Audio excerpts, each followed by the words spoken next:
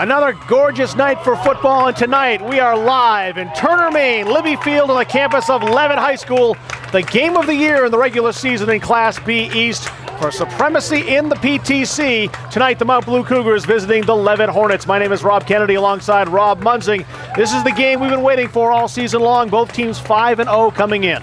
Well, Rob Kennedy, this is a game that people were circling last year when these two teams went to double overtime to decide who would represent the East in the Class B state championship game. And certainly, I think the revenge factor for Mount Blue is huge in this game. Gary Pollin's trying to play it down a little bit, Rob Kennedy, and remarks that he made this week that, you can relax a little bit. It's a regular season game. They're both going to be playoff teams. But I think this is a game they had noted on their schedule. And, of course, Levit is extremely difficult to beat. Their win streak goes back to 2008. 2008. I was here the last time they lost a game. It was 2008 on a drizzly, dreary night with the Morse shipbuilders in town. Morse ended up going to the state championship that year. Not anything like tonight. Weather will not be a factor whatsoever. But I'm with you, Coach Munzing. That's coach speak when Coach Parlin saying this game isn't really that big a deal. It's a huge deal, and adrenaline's going to be running high. Both of these teams with plenty of offensive talent, but it's really been the defenses that have been the talking points for these two teams. They can hit, they're physical, and it's hard to move the ball against either of them. I came up here this week to do some testing and on our service up here, and I got a chance to talk to Mike Hathaway, and I know Gary Polin was sharing the same sentiments. They're both offensive guru guys. The Cougar gun was all the way back in the 1980s when they instituted that, in the late 80s, early 90s when Gary took over. And of course, Mike Hathaway's been a great proponent of the spread offense. But both of these coaches, offensive by nature, are really playing up their defenses, and while they should be, outstanding defensive players who you'll also see as outstanding offensive players in this game tonight. That's not to say they don't have the offensive horses to score and score a lot of points. Look at Jordan Whitney on the Mount Blue Cougars. 79 passes on the year. He's completed 56 of them for just under 900 yards, 13 touchdowns through the air, 3 more with his legs on the ground. He is a guy getting talked for the Fitzpatrick Award as being a semifinalist, perhaps. You can see with good reason that's happening. Well, there's been a lot of hype of this game, as you said, Rob. A nice crowd in here. And the head coach in charge of weather tonight has graced us with maybe the quintessential Maine fall night for a high school football game, Rob Kennedy. You've got the stats. It's about 55, 56 degrees, no wind at all, field's in great shape, fans are excited, Columbus Day weekend, and we are tickled pink that you are glad that you are here with us on the newspapers of Central Maine as you are seeing us live on the Kennebec Journal online site as well as the Morning Sentinel. Speaking of the Morning Sentinel, we have Travis Lasarchik here, and we're going to chat with him in just a moment. We'll be back right with you and momentarily on the KJ Online/OnlineSentinel.com. Location, location, location. Check out Gardner's, U.S. Cellular's new location at 408 Water Street. And once inside, you'll find the outstanding customer service and products that make U.S. Cellular the go-to provider for Central Maine. So whether it's a new smartphone like the Samsung Galaxy 4G LTE, a 4G LTE mobile hotspot device, or a basic messaging phone, hello, Gardner's U.S. Cellular is just better. Is your local school or group looking to raise money? Our goal at Maine Athletic Fundraising is to raise you the most amount of money in the shortest period of time, hassle-free. It's brought in thousands of dollars to our program. It's allowed us to elevate our program to the next level. The customer service that we get from the employees at Maine Athletic Fundraising, guiding us through the entire fundraiser, is second to none. So we're able to have a great fundraiser, have a great time doing it, involve the community, and at the end of the day, raise the most amount of money in a short period of time. We are back with you at Leavitt Field in Turner, Maine. Mount Blue and Levitt, the Hornets being introduced. My name is Rob Kennedy, being joined by Travis Lasarchik of the Online Sentinel. Here it is. We've been circling this date since, well, the schedule came out back in July. We knew this would be a game that both teams would most likely come in undefeated, both 5-0. Here we are. It's going to be a classic. Yeah, these teams probably played the best playoff game in the state last year in the PTC B final, with Levitt pulling out a 22-21 double overtime win. No matter what these teams have been saying, they both saw the schedule and knew when this game was, and they've been waiting for it. And probably more so Mount Blue. Coach Munzing mentioned the revenge factor. The last time Mount Blue was here, it was the two-point conversion, the last-second win for Levitt. It sent him down to Fitzpatrick Stadium. Mount Blue had to stay home and watch. Don't think that is not fresh in the minds of the Mount Blue players tonight. Yeah, Mount Blue would definitely like to, if there is a rematch this year, have it up at Kemp Field in Farmington. That's where it would be, barring a big shock in the results for the last couple of weeks. Looking at this contest, a lot of things you can look at for talking points. Of course, the revenge factor, great offenses of both teams, but most pundits, and I think yourself included, expecting somewhat of a defensive battle tonight. Yeah, both teams have really strong defenses, really haven't been tested yet. I know Mount Blue had a tough game with Gardner a couple weeks ago, but both coaches are like, my defense needs to play a full 4 quarters, and they expect they'll get that tonight. That's the one thing, too. Levitt really hasn't had a 4-quarter game. Mount Blue has. They played Gardner and really got a test from the Gardner Tigers. You think that plays into the hands of Mount Blue a little bit, that they have had that test? Yeah, they've had that one tough opponent, and it was on the road also like this game. So they kind of know how to play away from Kemp Field against a tough opponent in a challenging environment. We're going to take a short pause for the national anthem live here in Turner at Libby Field.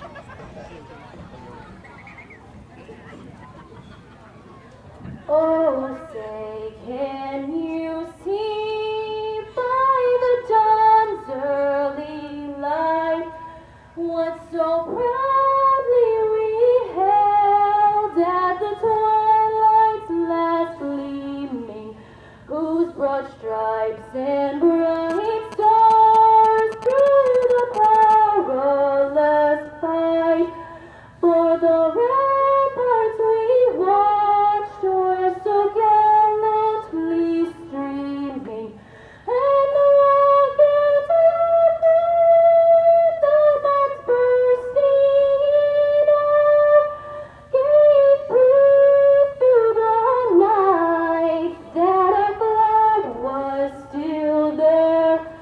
Oh, say does that star-spangled banner yet wave for the lands of the brave and the heart of the brave? A great rendition of our national anthem here at Levitt High School, Libby Field in Turner, Maine. If Levitt's going to win this game tonight, what do you think will be the reason why? I think Brian Bedard goes nuts. You know, he's probably the best player on the team, if not the best player in the league. He does a lot of different things for the Hornets. They'll line him up in all kinds of spots. There's a chance he could break free for a couple big gains, and it could come down to just making 1 or 2 big plays. On the other side, Jordan Whitney, he's the man getting most of the recognition offensively for the Mount Blue Club, and you can see why. 16 touchdowns on the year. You'd think he'd be the key offensively to this team, but they have some other weapons. Oh yeah, he's one of the best quarterbacks in the state.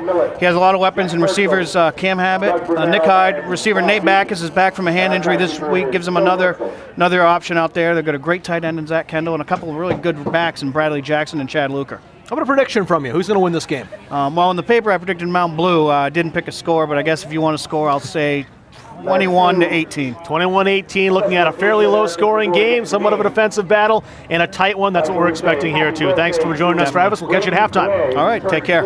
Rob Munson is going to join me in just a bit. We'll have the coin flip and the kickoff right after this. You're watching high school football between Levitt and Mount Blue on the KJ Online and online. Location, location, location. Check out Gardner's, U.S. Cellular's new location at 408 Water Street. And once inside, you'll find the outstanding customer service and products that make U.S. Cellular the go-to provider for Central Maine. So whether it's a new smartphone like the Samsung Galaxy 4G LTE, a 4G LTE mobile hotspot device, or a basic messaging phone, hello, Gardner's U.S. Cellular is just better.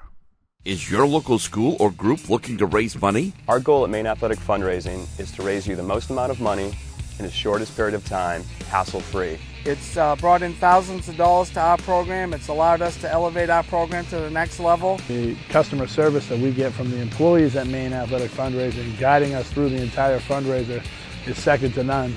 So we're able to have a great fundraiser, have a great time doing it, involve the community, and at the end of the day, raise the most amount of money in a short period of time.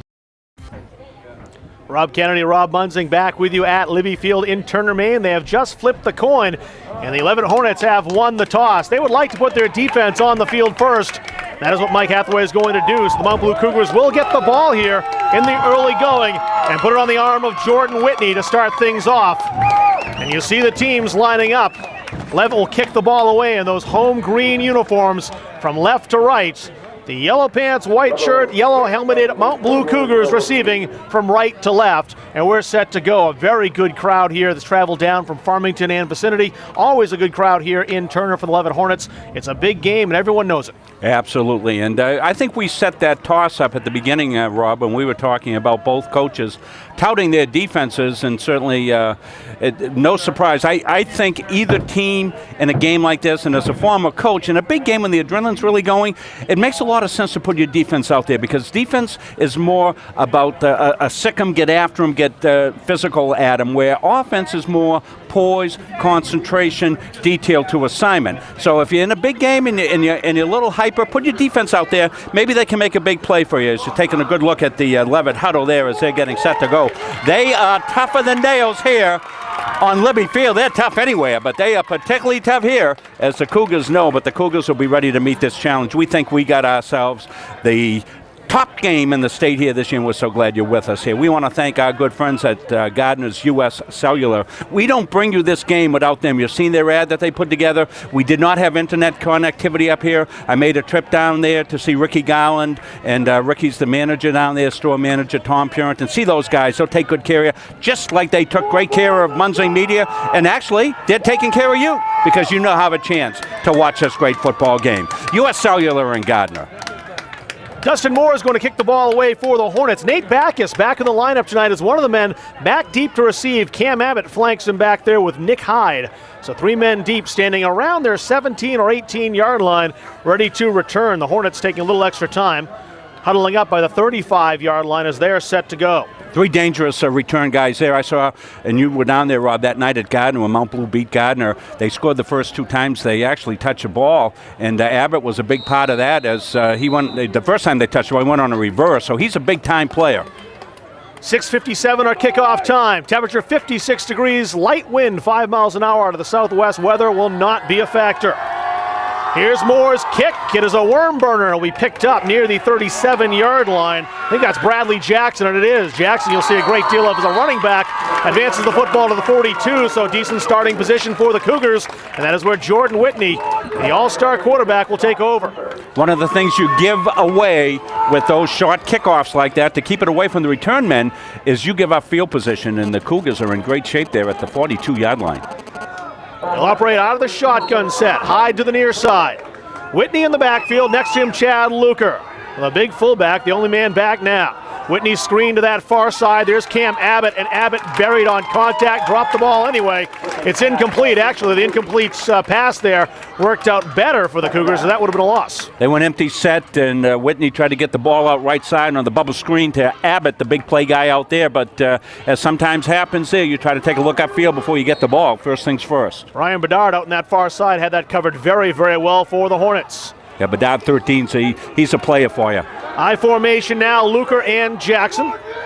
One man in motion is Zach Kendall. Here's Brad Jackson, big hole on the right side, cuts through to the 50-yard line, still at his feet, tackled from behind at the 41. Connor O'Malley had to come in and make that stop. Big gainer there for the Cougars, their first running play from scrimmage. Excellent work by the offensive line. You saw Zach Kendall, the big 6'2", 260-pound, number 44 on your screen. He probably blurred everybody else out as he came from right to left on the shuffle motion, led through. Big off-tackle play. That's an old eye play right there. Just double-team kick out. Lead through. Abbott wide to the far side. It's high to the near side. Whitney, the quarterback. Straight drop. Now he's chased. Will roll out to that far side. He is looking downfield, trying to find Abbott. It's up for grabs. It is caught by Abbott. Touchdown. Cam Abbott, 6'3", simply out-jumped the coverage man, and 39 seconds into the contest, Mount Blue has a lead. Well, that was a jump ball. You got it right, Rob Kennedy. A jump ball with Cam Abbott. We told you Abbott's a big play potential guy, and he went up against the best defensive back that the Levitt Hornets have, and number 13, Brian Bedard, and he wrestled that ball away from Bedard, a 41-yard touchdown pass. Whitney had plenty of time, got flushed right, and then lofted it up as Abbott was able to get away.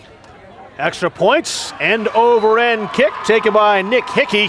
and it is good. So it doesn't take the Cougars long to make a statement. Just 39 seconds in, they have a 7-0 lead. Well, you know, as much as you sometimes hype one part of the game, Rob Kennedy, and certainly we were hyping the defensive capabilities here, but you know what? There's skill guys on offense. We saw two of them right there. Whitney stood back there, got time, got flushed, rolled right through that ball on the run and put it up high. As you said to Cam Abbott at 6'3", Abbott was able to go up over Bedard, cherry-pick the ball and dance into the end zone for that go-ahead touchdown. Levitt does not list the heights on their rosters. Bedard with 4 picks on the year is certainly a ball hawk. However, he was right there. 6'3", he was there. It was simply a height differential that made that play for Mount Blue. And Abbott reached over, didn't make much contact, only made any contacts, and no offensive interference, did everything right.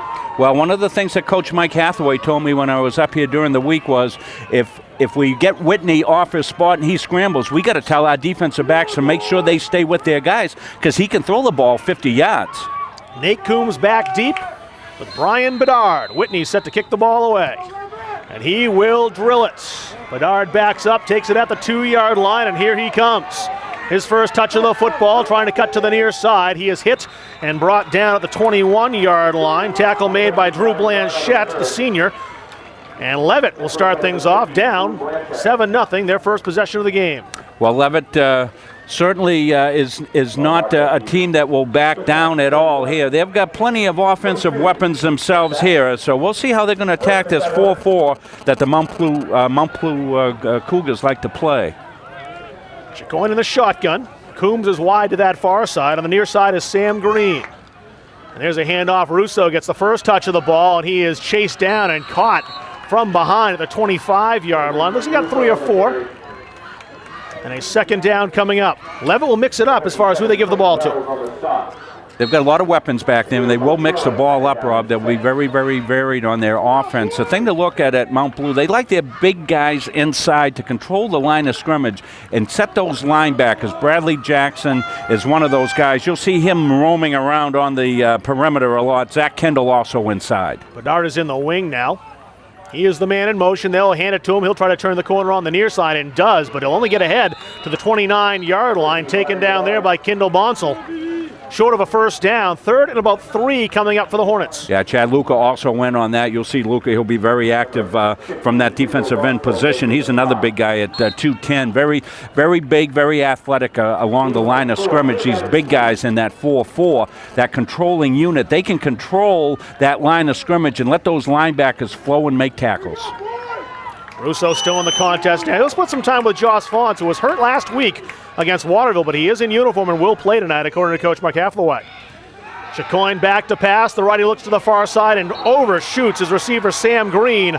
Incomplete pass. The 3-and-out that Levitt wanted wasn't on offense, but that was what they have. Well, they wanted to move the chains, not necessarily score, but they needed to move chains, get field position here. Mount Blue should get decent field position out of that. They'll send a dangerous Cam Abbott back there. He'll be one of the deep backs, and also going back there for the Mount Blue Cougars in deep formation is Nate Backus, who's just back from injury. They will kick the ball away. It's Green back to punt. He stands by his 16-yard line. Mount Blue receivers by their 45. Good line drive kick. Abbott's going to let that bounce. It takes a nice roll for the Levitt Hornets all the way down inside the 30 to the 27-yard line where it stops dead. So with 9:43 to go in the first quarter, Mount Blue has a bit longer field this time. They'll start at their own 27. So we'll see. They a couple of big plays in the first series there. One was on the kickoff where they came out to the 41-yard line, got down to the Levitt 41, the 41-yard touchdown pass. So they also ripped off an off-tackle eye play, and they'll come right back out here, Rob Kennedy, in the eye. And let's see if they don't shuffle across in motion here.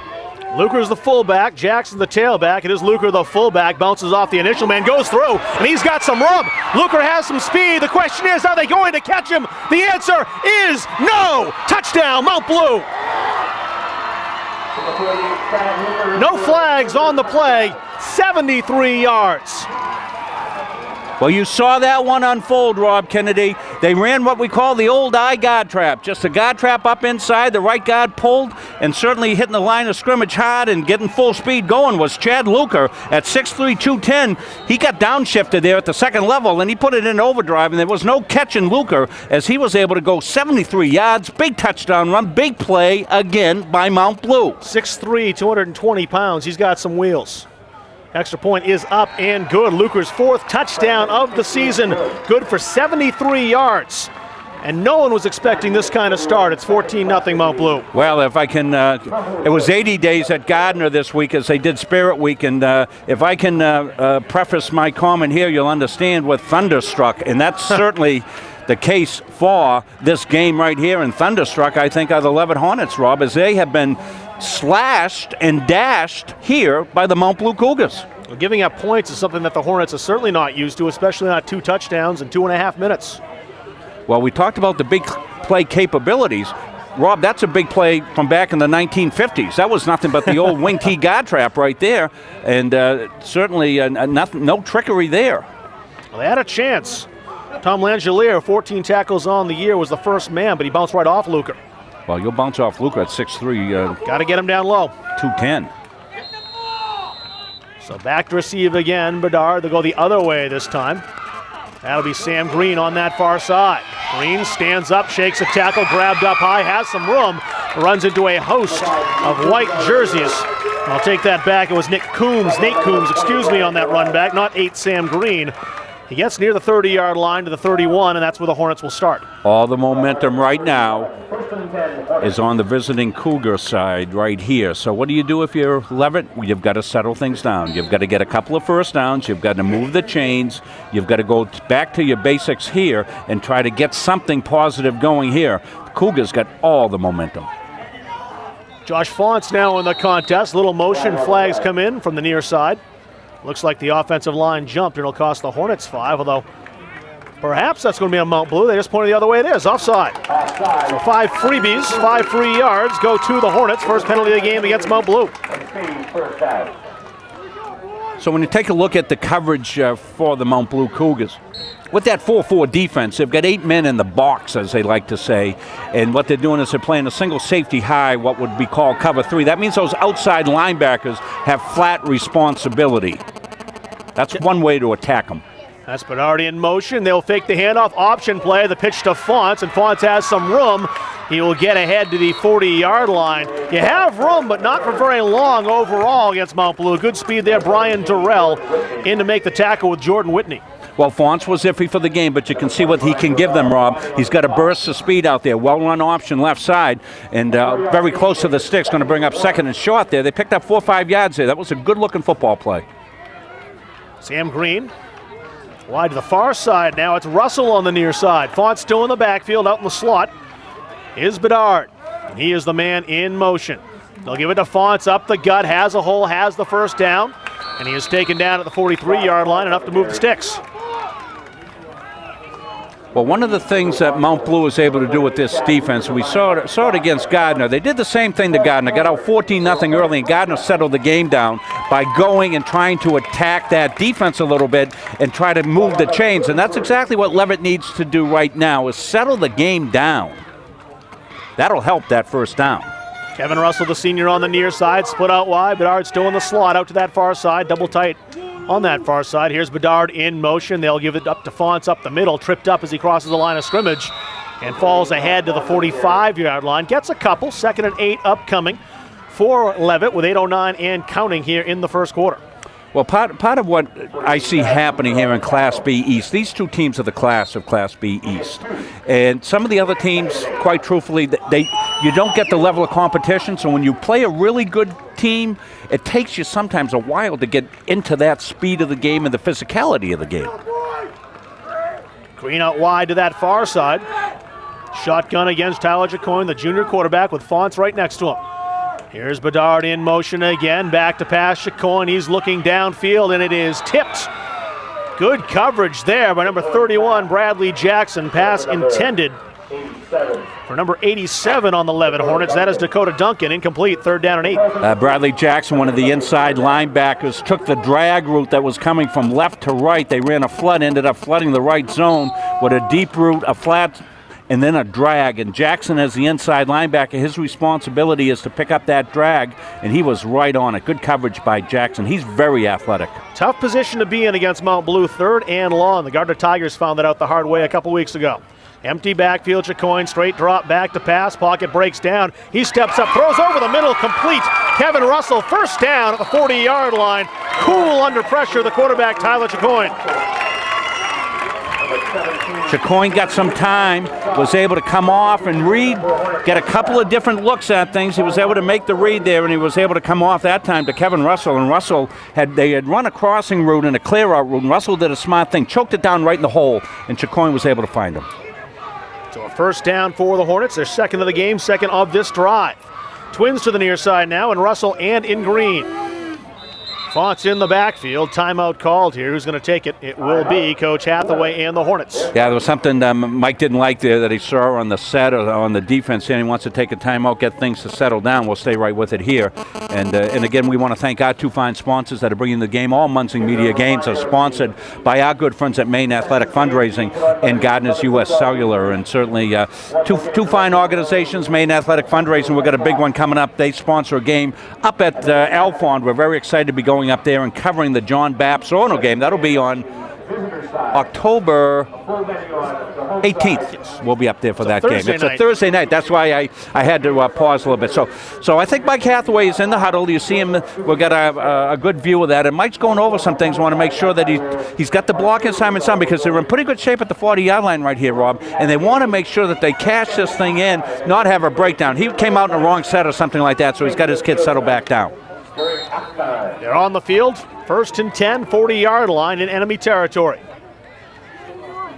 Chacoin with Fonts right next to him in the shotgun. Bedard in motion again. They'll hand it to him. Bedard stops, finds a hole, gets through, bursts ahead near a first down. I think he got the 10 yards there before he was taken down on the stop. Kendall Bonsall, number 15. Looks like that will move the sticks or come very close to it. We'll see where they spot the football. Well, now they're getting a little offensive continuity, a little flow. Devin McMahon with a nice block inside as he came on the trap, block did Devin. He made a beautiful block there and able to spring the back up inside. They're inches away from a first down, so second and short coming up. Ball just shy of the 30-yard line. Chacoin once again. They'll hand the ball off this time to Nate Coombs, and Coombs has some room and has the first down. Tripped up around the 23-yard line by Brian Durrell, but it's another Levitt first down, and they are driving nicely here. So you say, what's the difference if you're watching at home? Watch that offensive line beginning to execute their blocks. The Mount Blue forcing unit is no longer wreaking havoc. They're no longer making a new line of scrimmage. What they're doing now, Levitt, is trapping those guys. Bedard, a wideout this time to the far side. Coach Hathaway really spreads things out. Two men to the near side. Fonts the lone man in the backfield. Chacoin will keep it himself, try to get through the offensive line on the left side. Has to turn back. Gets ahead to the 20-yard line. Couple of yards there. A keep them honest play, Rob Kennedy. Keep them honest, okay? They've been running up inside with the backs. Chacoin hadn't kept the ball at all. That's just enough. They pick up a few yardage, but it keeps the defense honest. Dustin Richardson on the stop, number 85, 2nd and 8 coming up. With 5:46 to go. Good sustained drive here by the Hornets, exactly what the doctor ordered. Russo the wideout on the near side now. Font still in the backfield. Twins to the far side. Hyde watching Russo on the near side. Bedard's the man in motion. They will hand the ball off up the middle. Bedard, flags come flying in. Right in the area of offensive holding. It landed right at the feet of one of the linemen. We'll see if that is indeed the call. Yeah, it's going to be a hold. Devin McMahon, 65, was right on his feet. Looks like he is the guilty individual. That'll cost the Hornets 10. Well, at least I feel good. I gave Devin some kudos there when he made a good block earlier, but that time he had a takedown. If we're calling wrestling, it'd be 2-point takedown right there. It's part of the infraction on the 23-yard line. They'll move it right back indeed to the 33. So it's a second down still. Second down and about 18 to go is what it looks like. We'll see officially. Got a score to update, Rob. Coney 6, Skowhegan 6 in the first quarter. A very good game tonight in Augusta. 4-1 Rams with Skowhegan this week and Lawrence next week. Couple of big games. They're a nice surprise up there in Augusta. 2nd and 25 officially on the scoreboard. Bedard is the man in motion, picking it up off the turf. Chacoin, he's looking downfield. Man is wide open and catches the ball. That is Nate Russo. complete at the 20, make that the 19-yard line. They picked up most of that infraction. And it's a third down coming up, 3rd down and 6. Yeah, Nate Russo, the junior, went out, found the hole. What you're trying to do is you're trying to find the hole in that zone, and you're trying to sit down in that hole away from that inside backer as he takes his drop. I think Bradley Jackson's the better of the 2 linebackers on pass coverage for the Cougars. Melanson and Bedard out to that far side now. Chacoin will roll. Looking downfield, to complete again, close to the 1st down. Bedard this time looks like he's gotten across the 10-yard line. That is indeed a 1st down for the Hornets. The drive continues, 1st and goal to go. It's going to be very difficult with the way that the Cougars play that high single safety to get anything down the field. The corners are very good athletes. Where are the holes? And underneath, in the hook zones and the curl zones, and that's what Mike Hathaway is now attacking that with his calls here. He's called a very, very good series here so far. And Tyler Chacoin, the quarterback, picking out receivers beautifully. And he's getting it very well. Getting time. Chacoin out of the shotgun again. Will hand the ball off this time when the runner runs into his own man. Looks like that was perhaps Fonts. Hard to tell as he was taken down so fast. No, it was Fonts indeed. So he went backwards. Looks like he lost about a half yard there. Yeah, Zach Kendall came through like Godzilla there on his side and just wreaked havoc with that play there. He was throwing buildings around and everything else and blew that play up. You can see Kendall there in your screen, number 44. He's a big guy, as we told you, 6'2", 265, one of the senior leaders here. 2nd and goal to go. Kevin Russell wide to the far side. He is the lone man spread out now. Bedard in the backfield with Chacoin. Chacoin will hand it to Bedard. Bedard with a hole in the middle, cutting ahead on his feet near the goal line. Taken down just shy, but he's very close. 3rd down, goal to go for the Hornets. Well, you can see the burst that Brian Bedard gives you. He's got a good low running profile, and certainly he hits that hole. There's no hesitation, and lowered his shoulder there, drove for the end zone, comes up just a little bit short here as we got a 3rd at the 1-yard line. Bedard with 4 touchdowns on the ground on the season. Well, they give it to him again. He's in the backfield next to Chacoin. 3rd and goal from the Mount Blue 1-yard line. Hornets with it. They do give it to Bedard, and he is into the end zone. Touchdown, Levit. A surgical drive for Mike Hathaway's Hornets. Pulls 1 touchdown back. Well, we scripted it out, Rob Kennedy, and said what the Levit Hornets needed to do to get back in this was to settle the game down, move the chains, take what the defense was giving them, and that was perfectly scripted by Mike Hathaway with his calls here. Took the underneath routes, short yardage plays, the whole package on that drive. Chacoin's the holder for Dustin Moore, the kicker. Good snap, holds down, kick is blocked. So it is no good. It looks like it was blocked by number 85, Dustin Richards. It was. The big man got the hands up and swatted that line drive kick away. So the score remains 14-6. Levit down by 8. I think what happened with Moore there is his plant foot went right out from under him. We did get some heavy rain. I was up here earlier in the week, and the day that it did rain, and the field took the rain okay. But here's what typically happens, Rob. Those spots on the football field will be the ones that are the least ones to come back because they get so much usage and they get pounded with the extra point areas right there. In fact, at Gardner, what we used to do is we used to put our kicker off center a little bit so he wouldn't have to kick out of the mud. We'd let the visitors kick out of the mud. We'd put our guy off the side a little bit. So Moore will kick it away. Backus once again in the middle. Joined by Cam Abbott and Nick Hyde. Well, Backus is the deep man of the 16-yard line, excuse me, Coach Munzig. Yeah, so much for defense. Yeah.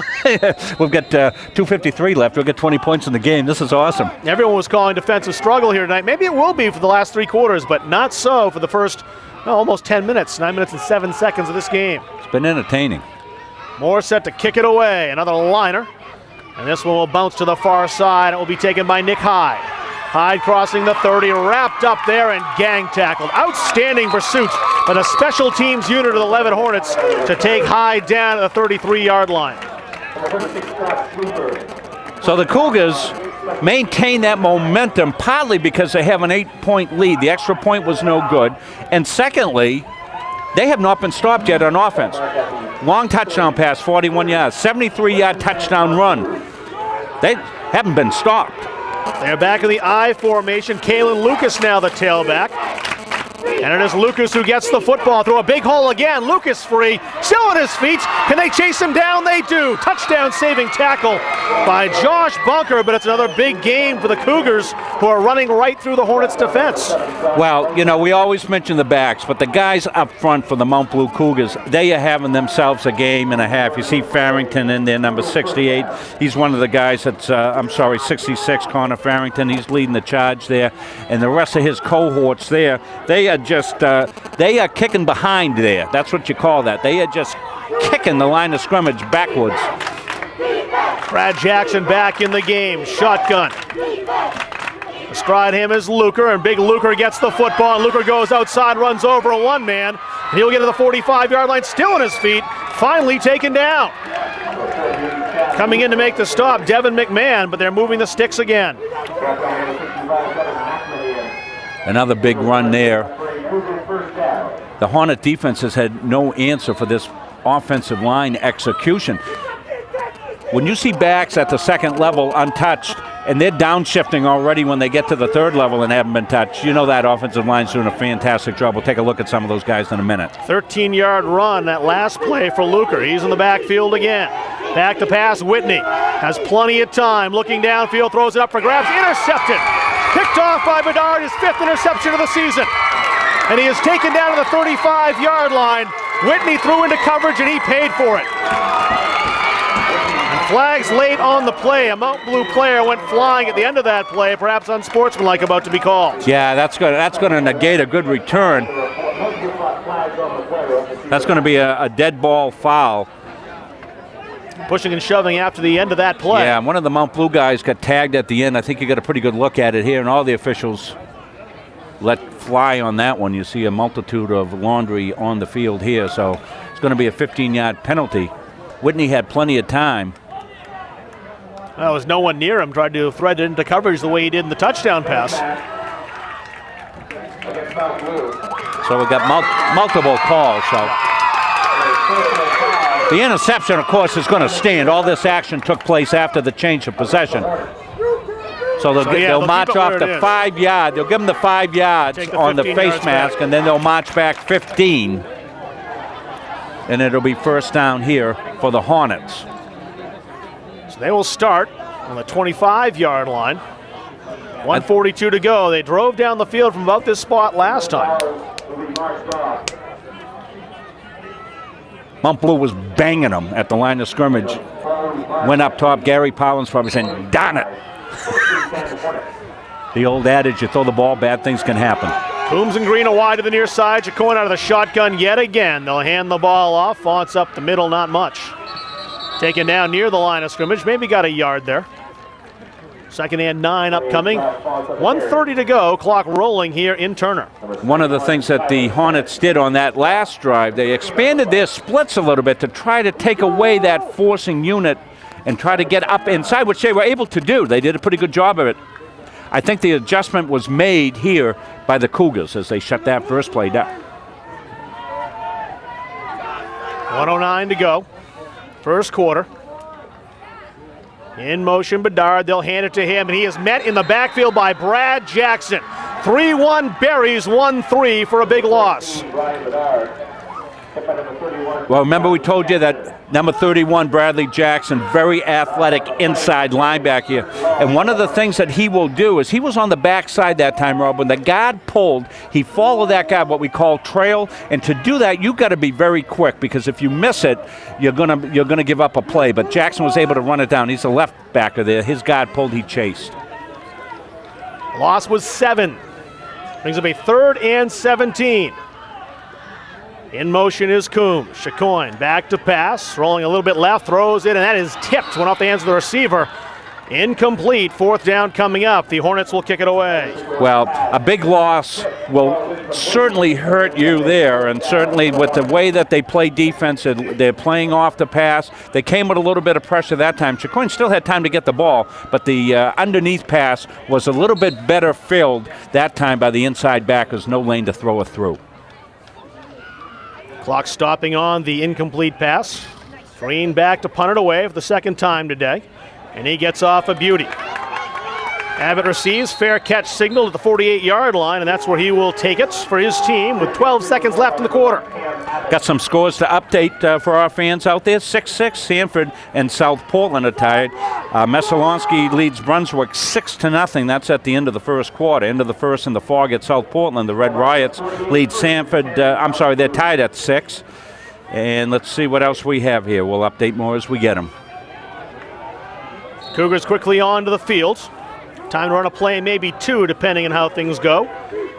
Here in this first quarter, handoff Luker up the gut. This time the Hornets meet him and drag him down. Plenty of men in green and white there to make the stop, led by Levi Moore, and that's the way that the first quarter is going to end. Some offensive fireworks maybe we didn't expect. Mostly for Mount Blue. 14-6 is the score. The Cougars are in front.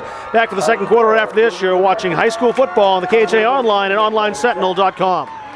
Location, location, location. Check out Gardner's, U.S. Cellular's new location at 408 Water Street. And once inside, you'll find the outstanding customer service and products that make U.S. Cellular the go-to provider for Central Maine.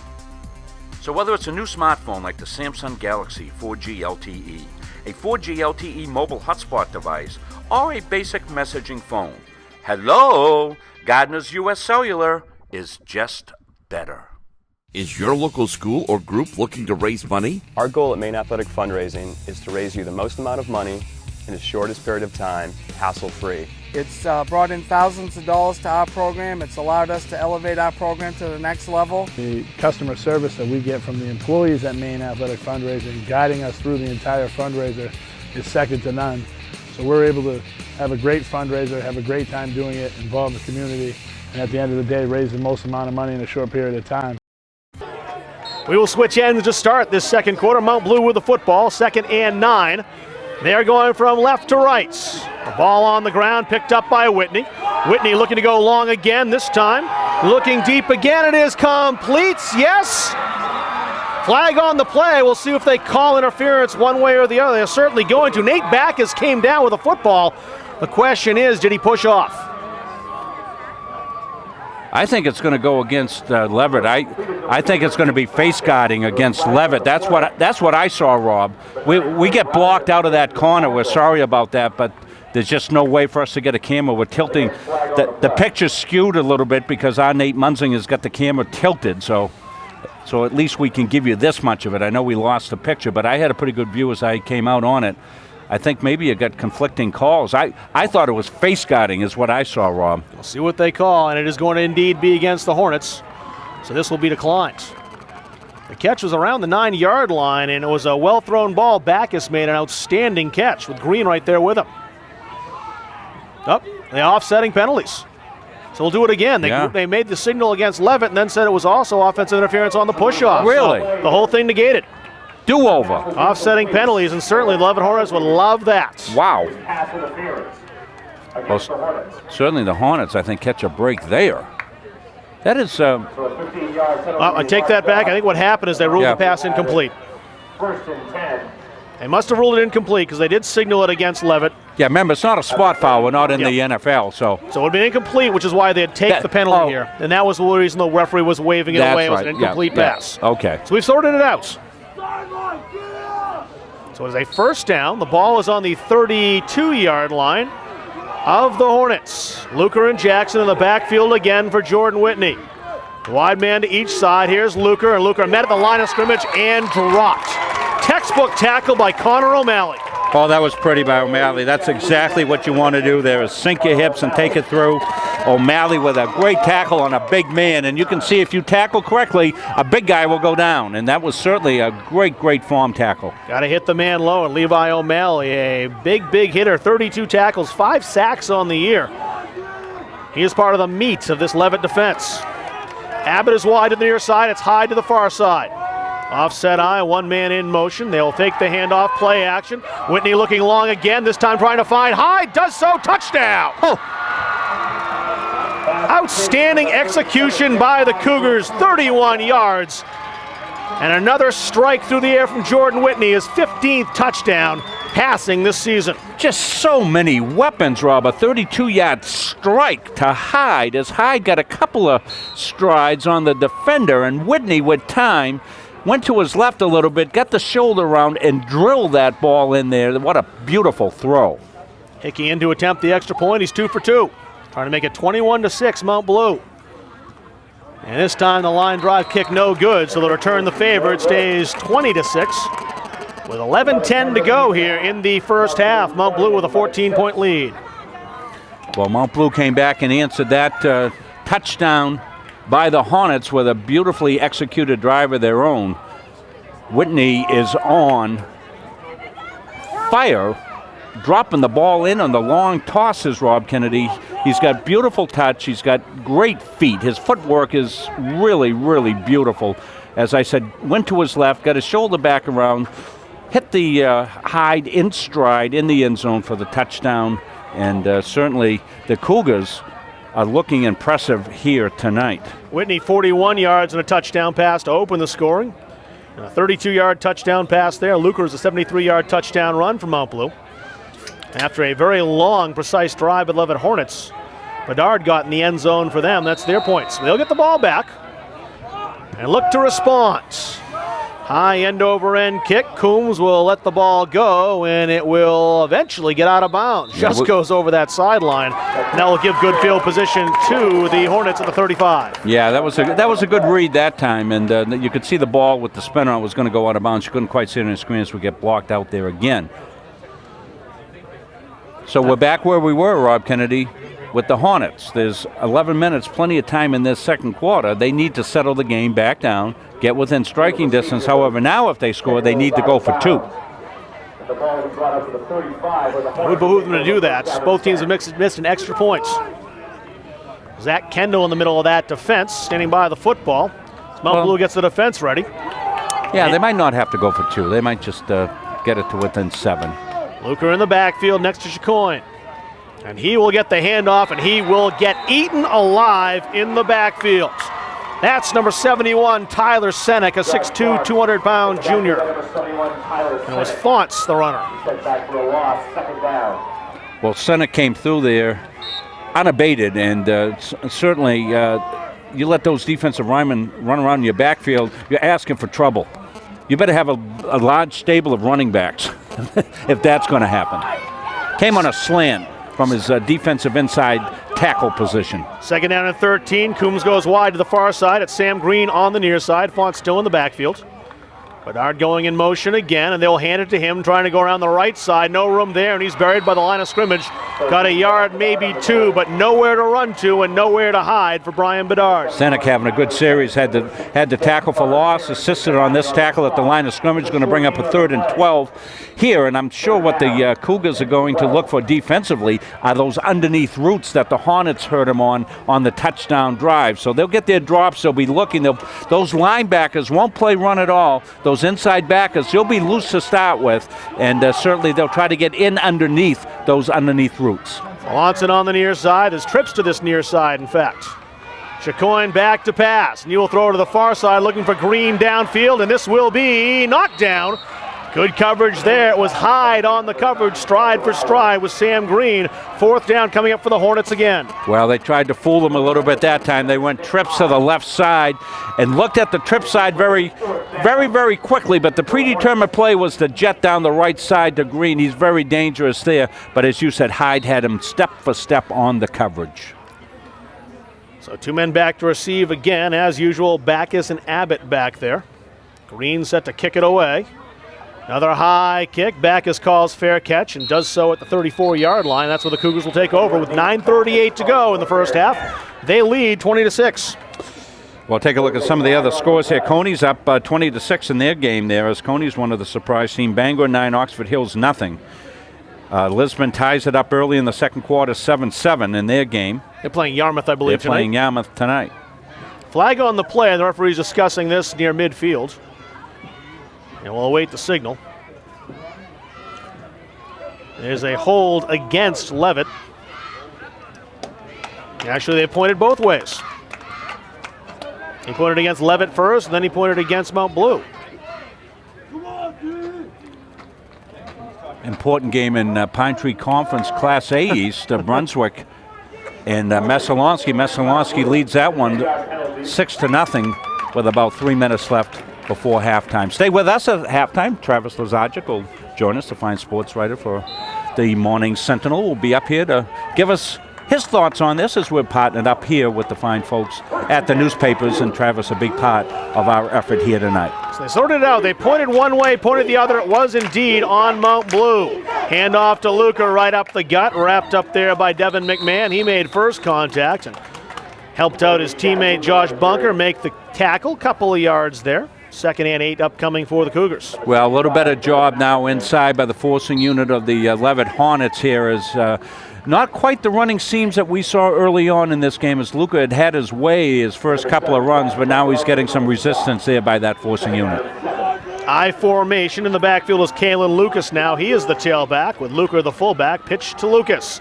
Lucas has a hole, met there by Coombs, and Coombs knocked Lucas off stride on the 33, 34-yard line. Gained about 5, 3rd and 2. We'll call it a short 3 coming up. Yeah, Nate Coombs with a big tackle there. He tripped him up. Had Nate not made that trip up there, I think there was big yardage to be had on that one. Offensive line doing an outstanding job opening up holes for the Cougars, whether it is Jackson or Luker or Lucas. Those are the 3 men who've carried the football tonight in the first half for the Cougars. So 3rd and short. They're calling it 2. Luker in the backfield with his quarterback Whitney, and Whitney wants this one himself, calls his own number. Avoids one tackle, can't avoid the rest. He dodged Nate Coombs, but Coombs had plenty of help. Be very close to a first down. We'll see where they mark it. I think they got the he first down. did get it in that second effort. How are they going to measure? Let's see. They changed the down marker, so they did. put first out there, but the refs want to measure this first with 8:15 to go. Well, I think they're going to bring it all the way across and get a look at it. It's hard to see. They Mount Blue decided to put the ball in the hands of their superb quarterback, Jordan Whitney, and he came right side on a power quarterback sweep into the short side of the field. The idea in that play is it's not going to be a pretty play. It's going to be a power football play, just to try to pick up the first down. We're blocked out at the sideline, but he did pick up the first down. So we did make it in that second effort, despite the best efforts of Nate Coombs, who stepped up and tried to take Whitney down. Made good contact, but Whitney kept the legs churning. We'll let our folks know we will have an extended halftime as it's junior football night here at Libby Field. So they're going to bring out the little guys and run them around on the field for a while. It'll be a 20-minute halftime. Part of that will recap the scoring, and we'll have Travis come up and talk to us, and we'll probably take a little time off up here and put it on the scoreboard, let you know when to come back. Lucas still in the game as the tailback. Luker is the fullback. I formation again. Luker threw a huge hole in the offensive line. Bulldozes ahead for another first down to the 47-yard line. Picks up a dozen. Yeah, that was that inside trap there again. Coming up a little gingerly that time is the center, Drew Blanchett. Drew's only 150 pounds. If you get a look at him, he kind of gets lost in there. You know, he's like the little kid in the mass of humanity in there, but he's an outstanding football player. Does a great job at center with the short snaps. 5'6", 150, senior, number 50 for the Cougars. Defines that adage, it's not the size of the dog in the fight. Kendall is the man in motion. He'll go to the far side. Lucas again, this time wrapped up at the line of scrimmage and taken down. Tom Langelier was the man who made that stop. No gain on the play. That's Langelier on the play. They actually give him a gain, a couple of yards. Like Langelier knocked him backwards, but he did gain a yard or two, 2nd down and 8. Gave him the forward momentum here.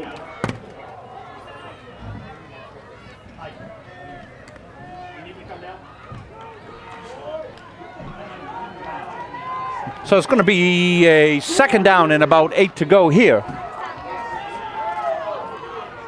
Under center is Whitney. Going to be a reverse to Abbott. Cam Abbott, right side, trying to fight off here. We're going to get a penalty. Probably going to get a block in the back here as they came on the handback from left to right as Cam Abbott came on the reverse. There was a flag on the play. So a block in the back with the Cougars. It's going to bring up a 3rd down situation. No, they'll replay 2nd down here. It's going to be 2nd and long So Rob had to step away for a play. That was the play that the Cougars ran against the Gardner Tigers in Yes, the they first did. play from scrimmage, ran for a touchdown, not quite so effective against Levitt. Well, you know, one of the things is that play has got limited life shelf because once it gets out, other teams see it, and when they see Cam Abbott in the slot, they start yelling that out. Abbott is wide to the far side in the slot. This time is Jackson. Shotgun ahead. Whitney back to pass. He has been deadly. He'll take it himself this time. Hit the line of scrimmage. Fumbles the football, and the Hornets have it. Connor O'Malley on the reception, or recovery, I should say. Nate Coombs, I think, made the strip. Coombs with the strip. Whitney had time originally. Saw a seam, took it through, got hit from the side. Don't think he saw the ball. The tackler got his head right on the ball, stripped it out here. Great opportunity here for the Hornets. They trail 20-6. Plenty of time, 6+ here in first half action. Could be a huge momentum shift. Chacoin in the backfield with Fonts. They'll run the option, pitching it to Fonts on the far side. Nothing doing. Read very well by Kendall Bonsall in the backfield to drop him for a loss. For the defense, option means assignment football. You have to have somebody on the quarterback. Ditto, they got it. You have to have somebody on the pitch. Yes, they did. Bonsall had the pitch. Pitch came, made the tackle. Great assignment football. Lost 4 yards on the play. Second down and 14 coming. Ball just in front of the 40-yard line as Levitt in Mount Blue territory after the turnover.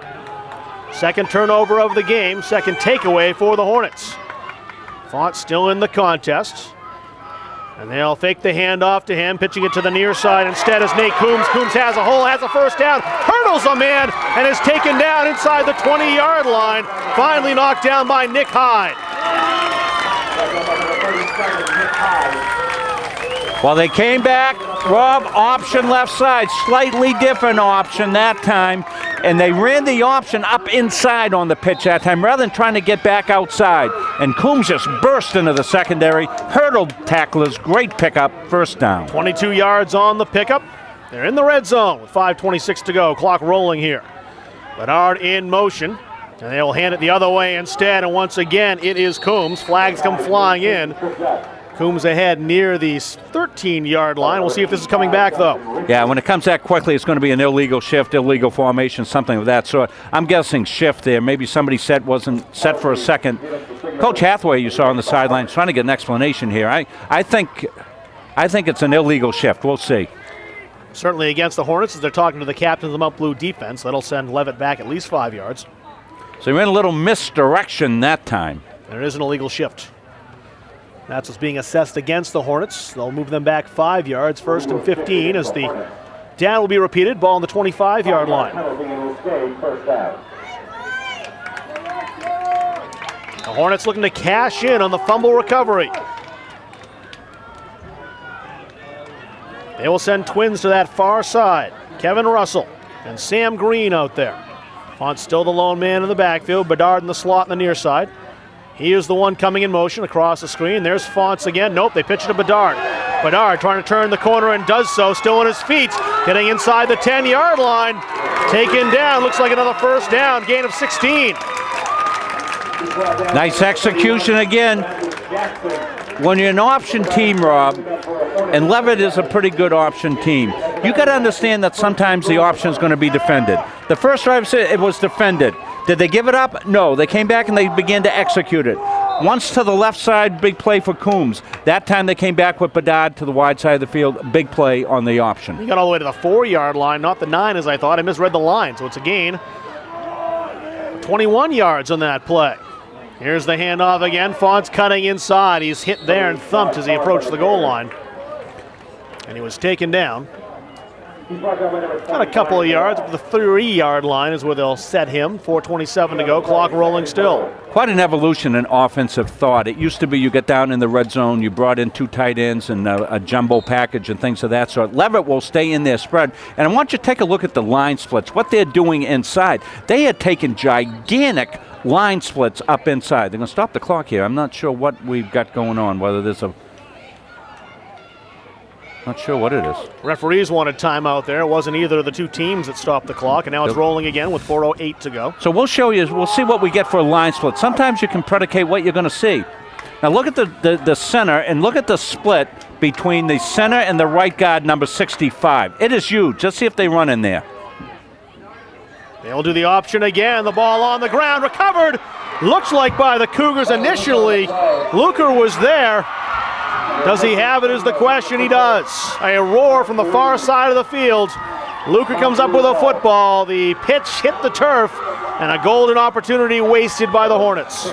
Well, that's it. You live by the option. You can sometimes die by the option that time as they try to come option. Option's a good goal line play. That time, penetration.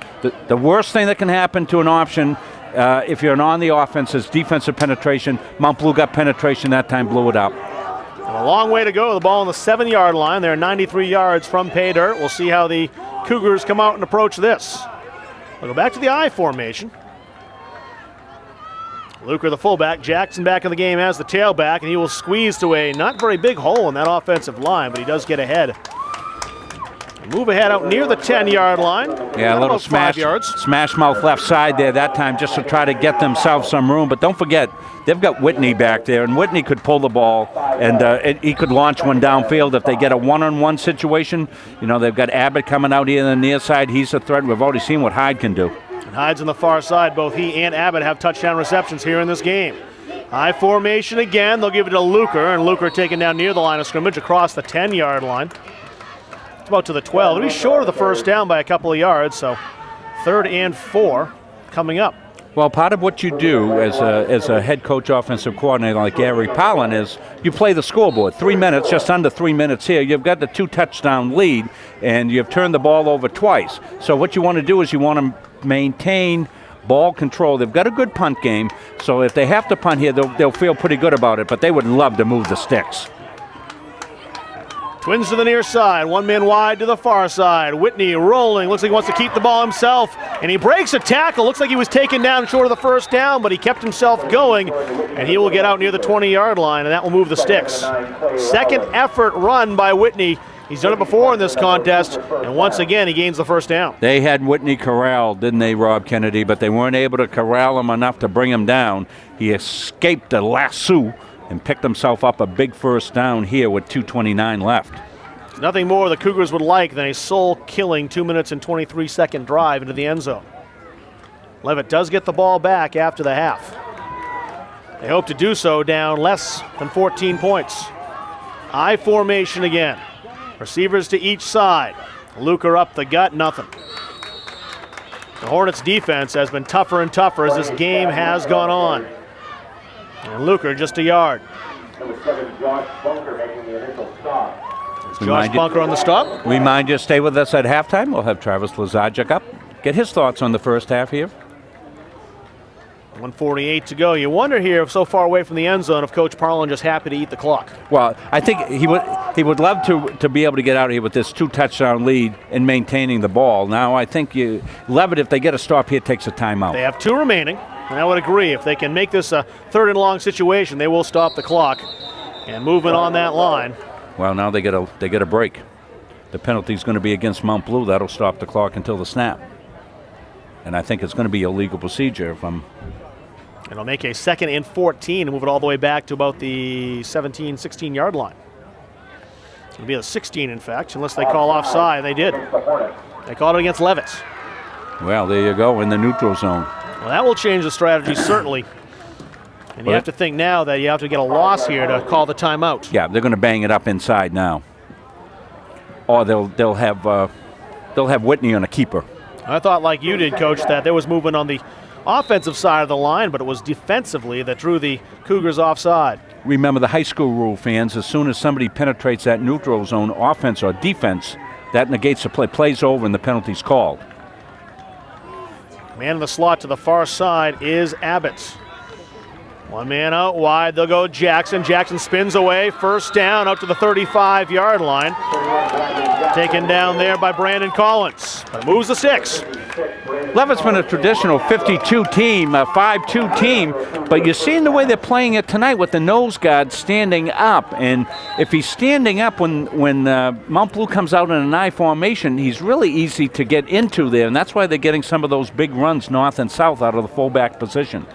59 seconds left. The Cougars in no particular hurry here. Looks like they're happy to take a 14-point lead if they can hold on to it into the locker room. That's the important part for them, is holding on to the lead. No mistakes in the last 45 seconds. High formation again. Jackson cuts inside to the 37-yard line before he is taken down. Sam Green helping on that tackle. Brian Bedard there, 35 seconds left, and neither team with any intention of stopping the clock. Well, I think that's going to play out the first half. It's been entertaining at 20-6 for sure. Both teams have had their moments defensively, making some big plays. Certainly the Cougars have made more big plays on offense, Rob Kennedy, you have to think. A crucial situation there was when 1st and goal at the 4 fizzled for the Hornets. They'll take a knee. They have to snap the ball once, it does appear, with 5 seconds left. And they do. They take the knee, and that will do it on a much higher scoring first half than I think we expected. Jordan Whitney set the tone early in a 41-yard touchdown pass to Cam Abbott, and since that time, the Blue Cougars have had the lead. They enjoyed 20-6 advantage at the half. We'll be back and spend some time recapping this game as well as talking to Travis Lasarchik right after this. You're watching high school football on KJ Online and OnlineSentinel.com. Location, location, location. Check out Gardner's, U.S. Cellular's new location at 408 Water Street. And once inside, you'll find the outstanding customer service and products that make U.S. Cellular the go-to provider for Central Maine. So whether it's a new smartphone like the Samsung Galaxy 4G LTE, a 4G LTE mobile hotspot device, or a basic messaging phone, hello, Gardner's U.S. Cellular is just better. Is your local school or group looking to raise money? Our goal at Maine Athletic Fundraising is to raise you the most amount of money in the shortest period of time, hassle-free. It's brought in thousands of dollars to our program. It's allowed us to elevate our program to the next level. The customer service that we get from the employees at Maine Athletic Fundraising, guiding us through the entire fundraiser, is second to none. So we're able to have a great fundraiser, have a great time doing it, involve the community, and at the end of the day, raise the most amount of money in a short period of time. Back with you in Turner. So far, though, most of the smiles coming on the far side of the field. The away team has had the lead since the 39-second mark of the first quarter. Mount Blue with a 20-6 lead here at the half against the Levit Hornets. And they struck early, very quickly out of the gate. A Jordan Whitney 41-yard touchdown pass to Cam Abbott. With 39 seconds gone in the game, gave him a 7-0 lead, and they haven't looked back since. And I'll try to keep everything. Further scoring came later. The next time they got the ball, Mount Blue, they handed it off in the first play to Chad Luker. The big fullback rumbled 73 yards to make it 14-0 after the Hickey kick. And it looked like the Hornets were in deep trouble, but they responded very well with a long drive. And the waning stages of the first quarter culminated by a Brian Bedard 1-yard run. The extra point kick was blocked, made it 14-6. And then Jordan Whitney struck again, a touchdown pass of 32 yards, his 15th touchdown pass of the season, this time to Nick Hyde. The extra point was no good this time. That was the 11-10 mark of the second quarter, and that's all the scoring so far. 20-6 is our score at halftime here. Mount Blue with a 2-touchdown lead. Thank you, Rob Kennedy. We want to remind you that there's something special happening at the Portland Expo tomorrow. Take charge of your health and join us at the Health and Wellness Expo at the Portland Expo tomorrow from 10 to 4 o'clock. This event is sponsored by the Portland Press Herald and Harvard Pilgrim Healthcare. Visit healthexpomaine.com to learn more, and we'll see you tomorrow at the Portland Expo. Well, we'll see you right now if your name is Travis Lasarchik, as Travis joins us up here having the game tonight for the Sentinel. And certainly, Travis, everybody, you included, talked about defense, and the Cougars have exploded offensively. Yeah, it looks like right now the only thing that's stopping Mount Blue is their own turnovers. They had the long interception on a just an underthrown pass, and then the fumble. And otherwise, they could be up maybe 3 or 4 touchdowns by now. Well, certainly those who haven't seen Jordan Whitney and are seeing him for the first time tonight know that one of the reasons people are talking about him as a Fitzpatrick finalist is the outstanding two-way play, kicker as well. He throws the long ball as well as anybody I've seen. He's got fantastic touch on that long pass. Yeah, and he's got the guys who can go out there and get it too. We saw in the Nick Hyde touchdown where he just got a step on his defender, beautifully thrown ball, and just led him into the end zone for a touchdown. I think one of the things you have to do with Whitney is you have to get him off his mark a little bit. If you let him sit back there and dissect the defense and have the time to throw, he can make the short throw, he can make the intermediate throw, he can make the long throw, which a lot of high school quarterbacks can't do. Right. You've got to get him off his mark. So what happens? Hornets come with some pressure, flush him to the pocket left side, and he drills the ball 40 yards downfield to hide right in stride. So then you're scratching yourself on your helmet going, hey, what is it we got to do with these guys? But you're exactly right. The Cougars, worst enemy tonight themselves with the turnovers. Had they not turned the ball over, the Hornets would be looking at a tough situation. Hornets had 2 good drives. The second one, first and goal at the 4-yard line, turned the ball over. Yeah, you can't fumble it inside the red zone like that. Looks like most of Levitt's offense is coming on that option play. They can't seem to really get anything going up the middle. Mount Blue's defense is really, really stuffing it up there, but every time they kind of go to the outside, Mount Blue seems to be biting on the quarterback shoulder fake a little bit, and he pitches it out, and they get a big gain. Jacoin's done a decent job of managing, particularly on the on their touchdown drive, of managing against the defense and taking the underneath throws.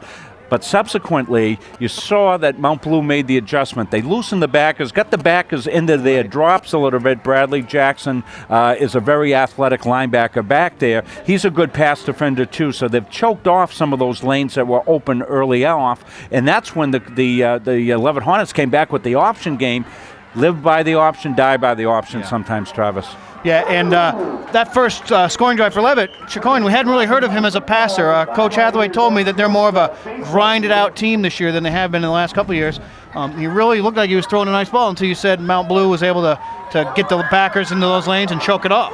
Well, the thing is, they haven't gone up against a defense like this Mount Blue defense. This forcing unit is not only big, it's physical, and it's athletic. Yeah. So what they can do is they can afford to take their corners, and they play them in a cover 3. They'll play zone outside. High safety, single safety high. They'll take that away from you and make it difficult to go over the top, and they'll just say, if you can beat our forcing unit, you can make something happen. The thing they don't get a great pass rush, and that's one of the things that the Hornets, I'm sure, will go to school on here a little bit in the second half.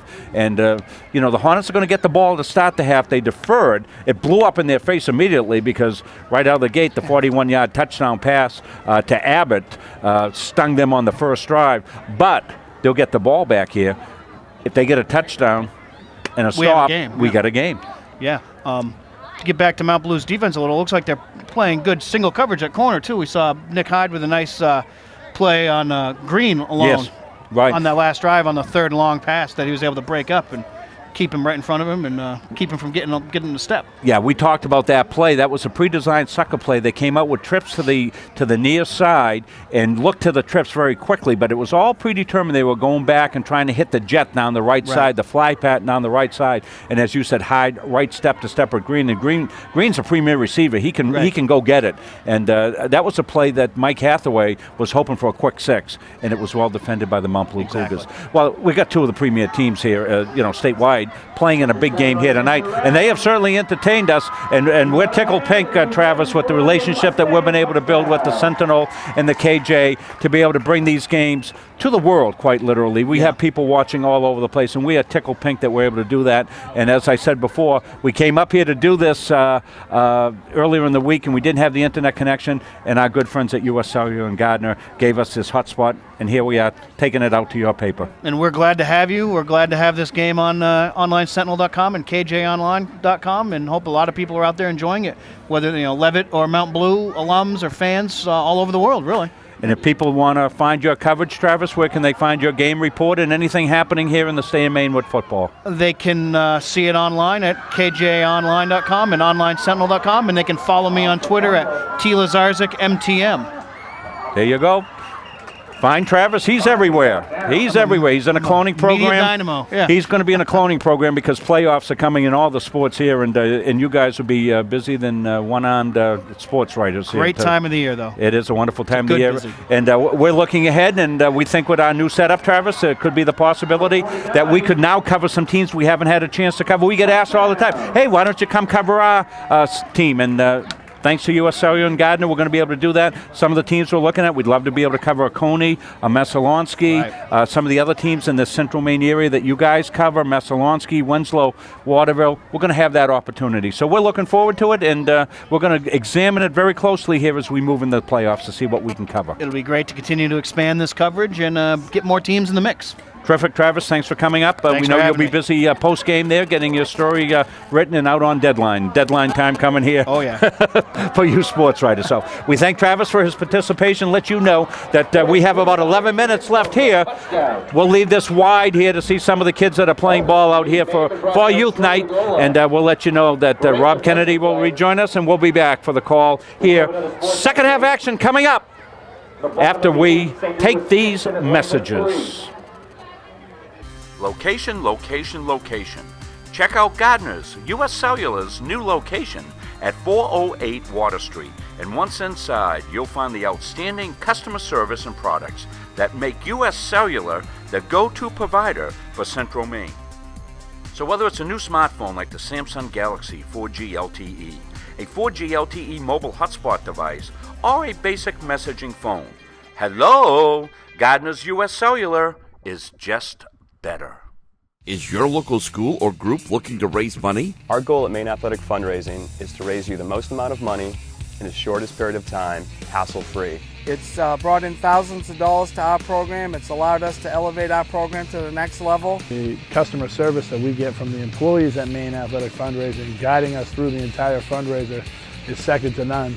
So we're able to have a great fundraiser, have a great time doing it, involve the community, and at the end of the day, raise the most amount of money in a short period of time.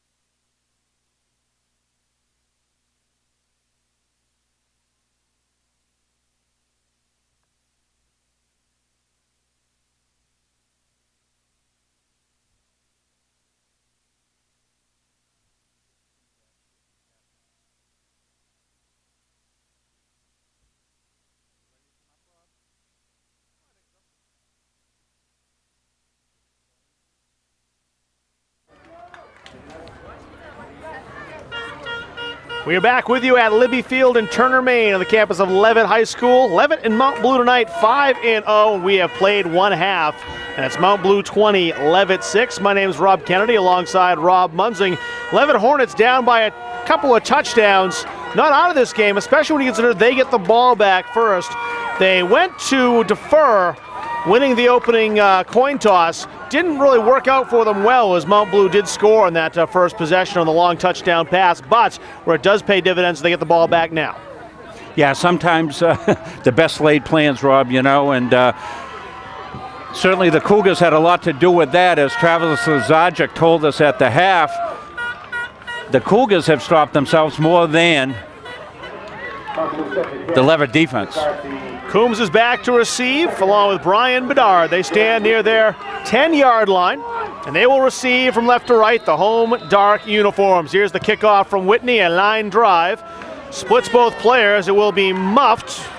Picked up by Coombs, and Coombs will run it back. Tries to get away from Bradley Jackson. Can't do it. Taken down shy of the 20-yard line, around the 16, and that's where Levitt and Tyler Chicoine will start it off. Well, we talked about Whitney and all the things he can do on the football field, and that's a very, very underrated aspect of any game, kick game, but not by the coaches and not by those who really understand the depth of the game. Kick game is so important, and Jackson down with the great coverage, the inside linebacker here. So long field here for the Hornets. It's a huge drive for the Hornets, and they will start out with receivers split to each side. It's Coombs on the far side, Green on the near side, Fonts in the backfield. Ball is on the ground, and also on the ground, Tyler Chicoine, courtesy of Zach Kendall in the backfield. The important thing, though, for Levitt, though, is they held on to the football. Well, that could have been disaster right out of the gate here, and they averted disaster, but they get themselves a hole here, Rob. They lost 7 yards, the ball back to the 10-yard line. That's a 2nd and 17 coming up. 2 to the far side now as Bedard split out wide. One man in the backfield, Fonts, he gets the handoff, lowers his head, and hits Jackson. Jackson holds on, waits for help. Fonts gets a couple of yards, out to about the 13. And it's a 3rd and long upcoming. Well, not the start, certainly, that the Hornets were looking for, but the kind of start the Cougars defense wanted, as they get the good kickoff, the good coverage by Jackson. Jackson's been active here early on defensively from his linebacker position as well. 31's all over the field. It's a 3rd and about 16. They have to get to the 27-yard line. Sam Green, the junior, wide to the near side. Coombs to the far side. Font still in the backfield. Chicoine back to pass. He'll roll to that far side, fire it downfield, incomplete. Went in and out of the hands of Brian Bedard. Would have been close to a first down, probably would have picked it up, but it's incomplete, and 4th down coming up for Levitt. Yeah, just a little bit low for Bedard to go down and pick, as it was around the turf area there. Bedard went down, wasn't able to corral it in there. He'd have been right at the stake. It would have been very, very close had he made that reception. They might have picked up the first down. And Mount Blue thinks they will have outstanding field position, as both the return men, Cam Abbott and Nate Backus, stand their 37-yard line of Levitt. And they're dangerous. Green in the end zone. Will kick it away. It's a high kick. Backus will return it. And they'll try to dance outside. He won't get very far, but it is very good field position for Mount Blue at the 40-yard line, and that's where Jordan Whitney and company will start their first drive of the second half. The old coach in me wants to go back to the kick game, Robin. You see the weapon that kick game can be. Whitney, the long kickoff. Put him in deep territory, 7-yard loss on first down, and the Hornets are up against it. Field position definitely favoring Mount Blue now as they go on the plus 40. This I formation has been deadly for Mount Blue tonight. They will pitch it to Jackson. Jackson, a hole on the near side, leaps over a couple players across the 40 down to the 36. He'll pick up 4 yards. Tackled there by Nate Coombs. Tom Langelier, 75, also in on the tackle, 2nd and 6. Well, it's an old basic staple I play. As Coach Parlin has gone back in time, he's in the Wayback Machine there as he's running Coach Ray Caldwell's offense from back in the 60s, 70s, and 80s at Mount Blue High School there. The I formation was a staple of Mount Blue football over the years, but now they'll spread it out. Back to the shotgun now. Luker's spread out in the slots. Hand off to Jackson. Jackson hit at the line of scrimmage and dropped. Levi Morin The big junior shed his blocker and dropped Brad Jackson right at the line of scrimmage. Actually, it's a yard loss, 3rd and 6. They get 7 coming up. Levi, one of the great defensive players here, very active as well from his position, and the forcing unit there came flying through, made the loss. So now Luker will stay in the backfield. Abbott to the far side. Jackson spread out wide as well. Nick Hyde to the near side. Whitney, shotgun, near side. Skips the pass, incomplete to Nick Hyde. 4th down coming up. You wonder if there's any need to punt here. You won't gain much if you get into the end zone. Need 7 yards to pick up. Will the Cougars go for it? Whitney, plenty of time there. I think they'll go for it for sure there. They had the first down on that one. That ball just nosedived a little bit out of Whitney's hand. You saw the nose of the ball down. Came out a little funny there, and might have got a wet ball, Rob. You know, the dew is coming here as it's been a beautiful night for football. This is a big 4th down situation here for the Hornets more than for Mount Blue. Well, it's huge, momentum-wise, for the Hornets to make a stop on 4th down. I formation again, Hyde near side. Abbott far side. There's Kendall in motion. Keeping the football, Whitney trying to roll. Still rolling, trying to go himself. And he is knocked out of bounds. Where did he go out is the question. Near the 30-yard line. He crossed the 30. It is a first down for Mount Blue. He didn't know if he was going to pass or keep it himself. I'm not sure Whitney knew until he got near the line of scrimmage, realized he could pick it up himself, and went for it. Well, they brought cross motion back to the weak side. Zach Kendall came in motion and slid into the flat. It was a run-pass option for Whitney. If they cover the flat, he tucks it and goes. He picked up the first down. I formation again. Jackson and Luker in the backfield. Pitch to Jackson. Jackson cuts inside. Flag on the play. Jackson still rolling. Coming back. He's taken down around the 10-yard line. Doesn't matter. The flag sits at the 30, and this is coming back.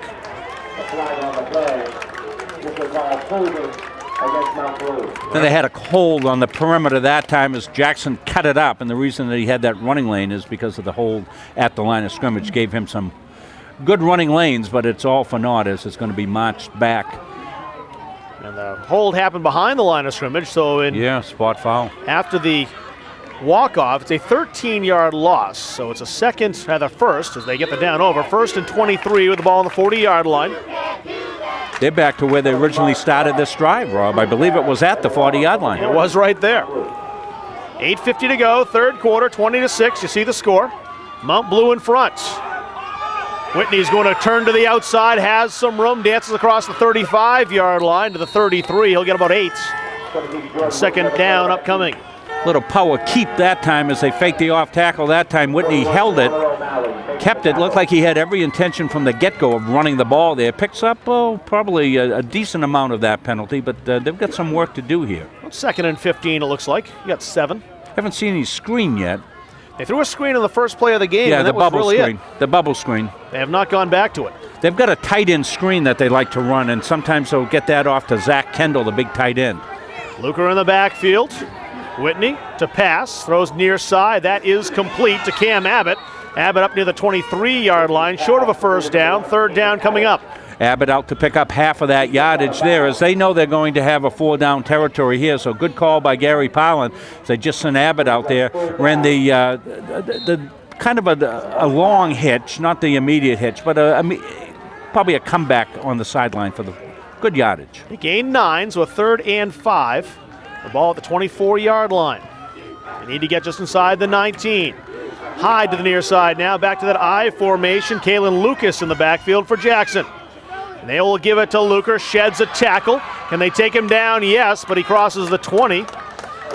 Up near the 17-yard line, close to a first down. It will depend on the spot of the football. It is 4-down territory, as you mentioned, and they will need to go for it here as he is short.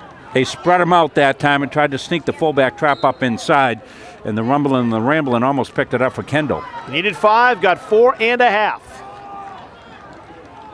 So 4th and inches. Cougars certainly going for this. Clock ticking here in Turner, 7:44, 3rd quarter.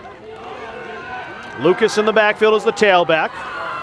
Luker, the fullback. Whitney, a threat to sneak it here. No, he'll hand it to Luker. Luker hit the line of scrimmage, pushes forward. It's going to be very, very close. Didn't need much, didn't get much, but did he get enough? It'll be the spot.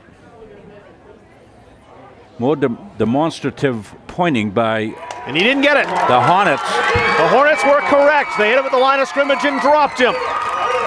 You And got a Levitt good knew view of it, immediately. Rob Kennedy. You were calling sneak right side. I thought so too, because we saw the guard split on that right side. Sometimes the defense will go to school on that split too and say, they've widened for a reason, boys and girls. Let's get up in there. And they did. Big play by the Hornets. Now they've got to get some momentum going their side offensively. They have Fonts in the backfield. What can Levitt do here after the big stop? Chacoin, the quarterback, hands to Fonts. Fonts with a little bit of a hole. Lowers his head and gets out near the 25-yard line, around the 24. He'll get around 5. We'll call it 4. 2nd and 6 coming up. Of all the possessions that the Hornets have had, Rob, I would term 2 of them as good offensive execution for drives. One in the scoring drive, the other one down 1st and goal at the 4 after the Bedard run. But that's been it. Otherwise than that, the Cougars' defense been tough. Comes wide to the near side. It is Green to the far side. Bedard in the slot. He is the man coming in motion. They'll hand it to him. Looking for a hole in that line. Finds one, has some room. First down for Levitt, dragging tacklers to the 37-yard line. He got 14. Brian Bedard doesn't need a big hole, so if you get him to the second level, he's very shifty, and he's got another gear in him, and certainly we saw it there as he got through the second level, downshifted a little bit and took off. Got in the secondary, got himself a big gain. Spot the ball directly in the middle of the field at the 37-yard line. Levitt still in their own half. 6:35 to go. Clock rolling. Chacoin in the shotgun. 2 in the slot now, twins to the far side. Man in motion, he'll go near side. No, looks over the middle, outlet man. And that is complete and taken forward. First reception of the day for Josh Bunker. Yeah, Bunker was the secondary look there. They were coming out right side. I think they were looking for Sam Green down the right side. They had Green blanketed there, and coming off very well was Chacoin. He found Bunker there for a decent pickup there, picks up the first down. Near midfield, and the long scoring drive back in the first quarter. That's what Chacoin did so well, looking off the first receiver and finding an outlet man. He's in the shotgun again. Man in motion, they'll hand it to Coombs. Coombs trying to turn the corner now up the middle. Close to that first down, taken down by Bonsall, but he's near the first down, gain of 9. The Hornets in business here. Good tempo now here by the Levitt Hornets as they have driven out over midfield as they're at about the 42-yard line. A good mix of run and pass on this drive. Very similar, Rob, as you just said, to the first drive of the game that for their scoring drive that resulted in them getting on the board. They'd like nothing better than do that again. It would be huge for them to get in the end zone here after the big stop on 4th and inches. Twins to the far side now. And the handoff, Fonts has the first down, has plenty more to the 30-yard line, taken down by Cam Abbott. And the Hornets really showing some life now. Devin McMahon, number 65, inside on the trap block that time. He had a big block there, and certainly you saw Fonts. He's explosive. They're glad to have him back in the lineup. Fonts came into the game with 548 yards and 4 touchdowns on the ground. Was questionable at midweek, but he's in the game and playing a major role. It's Bedard in the backfield here. And they will hand it to him. Bedard met in that backfield, taken down for no gain, maybe lost a half yard. Big number 66 in the backfield quickly. That's Connor Farrington. Yeah, Brad Jackson too. Jackson, I think, had another one of those backside linebacker maneuvers there that he came in through the vacated hole, ran it down from the backside. Hornets have got to do something to control that backside pressure there. They've had a couple of times they've run some misdirection. It may be time for one of those misdirection plays, what we call the cross-buck action type play. Green wide to that near side, joined by Coombs. Fonts is back in the backfield, Bedard back in the slot. Chacoin, option play, inside pitch, and that is ahead to Bedard, crossing the 25 to the 24, gain of 6. That's exactly what I was talking about. They went at it a different way. That's another way to control that penetration type play as they came out the right side, the shovel pass back inside. A 3rd down and 3 here. I think that's the 7. first time we've seen that tonight, Rob. It I is. think on the shuffle pass. They've run some option for sure. That would bring back some bad memories, that play from Mount Blue, wouldn't it? Yes. Because that was the play they scored on, the 2-point conversion to send themselves to their 3rd consecutive state finals. Hornets in a 3rd and 3. Keeper this time, Chacoin. Chacoin will be close. Looks like he's short. Did the ball come loose? That's the question. The ball was wrestled away. There's no signal. Did it happen? It did happen before the player, or rather after the player was down by contact. 4th down called. Bonsall on the stop, looked to wrestle the ball away. Jacoin got close, and now a big 4th down play for Levitt here. Well, tit for tat, Rob. Hornets came up big on 4th and inches. Let's see if the Cougars can do the same. They'd like to match that defensive stop that the Hornets have with one of their own here. What I would think to do is go hard count on them right here, because I can see Mount Blue's fired up. Might be a good time for that hard count. Fonts is the man in the backfield. Shotgun set. It's been all night for Jacoin. There's Bedard in motion. They will hand it Bedard. 1st down. Moore. He drags tacklers down to the 10-yard line. Little crossing action in the backfield. Bedard got it. They crossed the backs, hoping that Mount Blue might peek a little bit into the backfield. That's what you're trying to do with that, is cause some deception. And Bedard was able to pick up the big 1st down, move the chains. Hornets knocking. And the ball is, it looks like, just shy of the 10-yard line, so it is theoretically possible for Levitt to get a 1st down here. Yeah, they'd have to get it inside the, looks about the foot line. Bedard out wide this time. Fonts in the backfield. The ball on the ground, and it looks like Mount Blue has it. They do indeed. Was waiting for the signal as there were some Hornets there, but the exchange fumbled from Jacoin to Fonts, and all that effort goes for naught. Mount Blue with the football. Well, Mount Blues were very opportunistic on defense. Twice, we'll call that 1st and goal. 1st and 4, 1st and goal from the 10. 2 turnovers. That'll kill you. That'll kill you. But credit that defense there of making the big plays in the red zone for the Mount Blue Cougars. They did come up big. 2 red zone turnovers. We'll see if that comes back to bite them. They're down 2 scores. There's big Kendall in motion. Jackson on the handoff, and he won't get much. Connor O'Malley there, part of the tackling crew to make that stop. Brandon Collins, Levi Moore, and also. Well, we're seeing now some of the defense here in the second half that we thought we were going to get at the top of the game here, as both defense have stiffened a little bit. They've gone bend, don't break, but they both come up with big plays. Hornets with the big 4th down stop, and of course the Mount Blue Cougars, as you just saw, folks, with the turnover on 1st down at the 10-yard line. Yeah, there were 20 points in the first 9 minutes and 7 seconds, only 6 since then. Back to the shotgun for the Cougars. Hyde to the near side. Whitney back to pass. Has some time. Will flare it on out. And that is complete on the screen pass. Luker on the reception. Doesn't get too much, though. He's taken down near the 15-yard line. Only gained a couple. 3rd down and 6.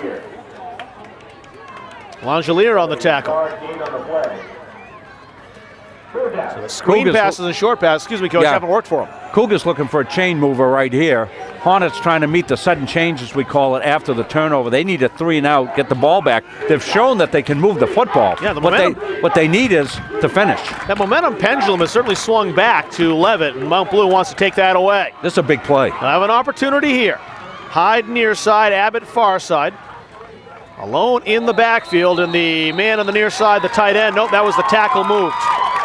So we'll make it a 3rd and 12 now, and Mount Blue making life a little more difficult for Whitney, their quarterback. Yeah, a little disjointed there from the get-go on that one.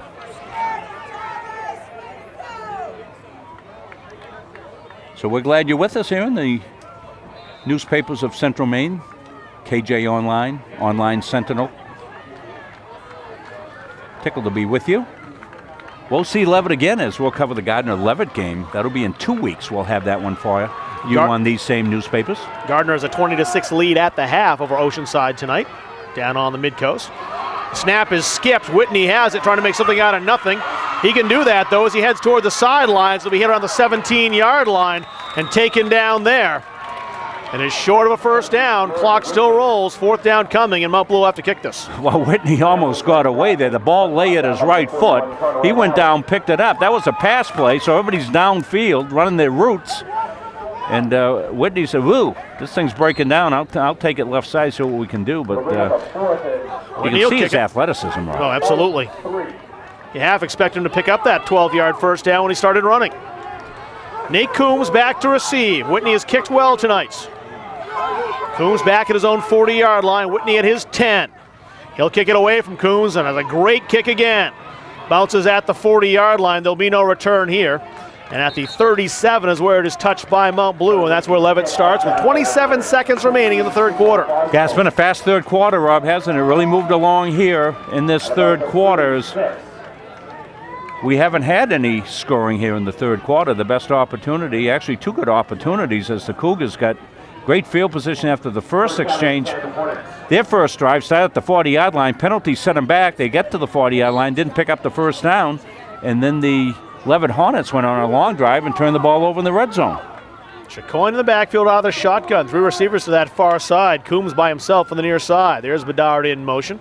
They'll hand it to Fonts instead, and Fonts through a little bit of a hole, which closed quickly. Got a couple of yards to the 39-yard line before he was stopped. Well, you can see that the idea for the Cougars defense, playing that 4-4 with the safety back deep, that safety back deep is to negate big over-the-top type plays. Not only pass plays, but also run plays. They're able to do that. Cam Abbott's playing safety right now, and he's back there to clean anything up that breaks down. Last play of the half, that little inside pitch again to Bedard. He'll take it out to the 46-yard line, and that, with a flag on the play at the end, is how the half is going to end, with the quarter 20-6. We might need to see who the flags are, because we may not be able to. We may have an untimed down. Let's hold on here a second. Yeah, that's true.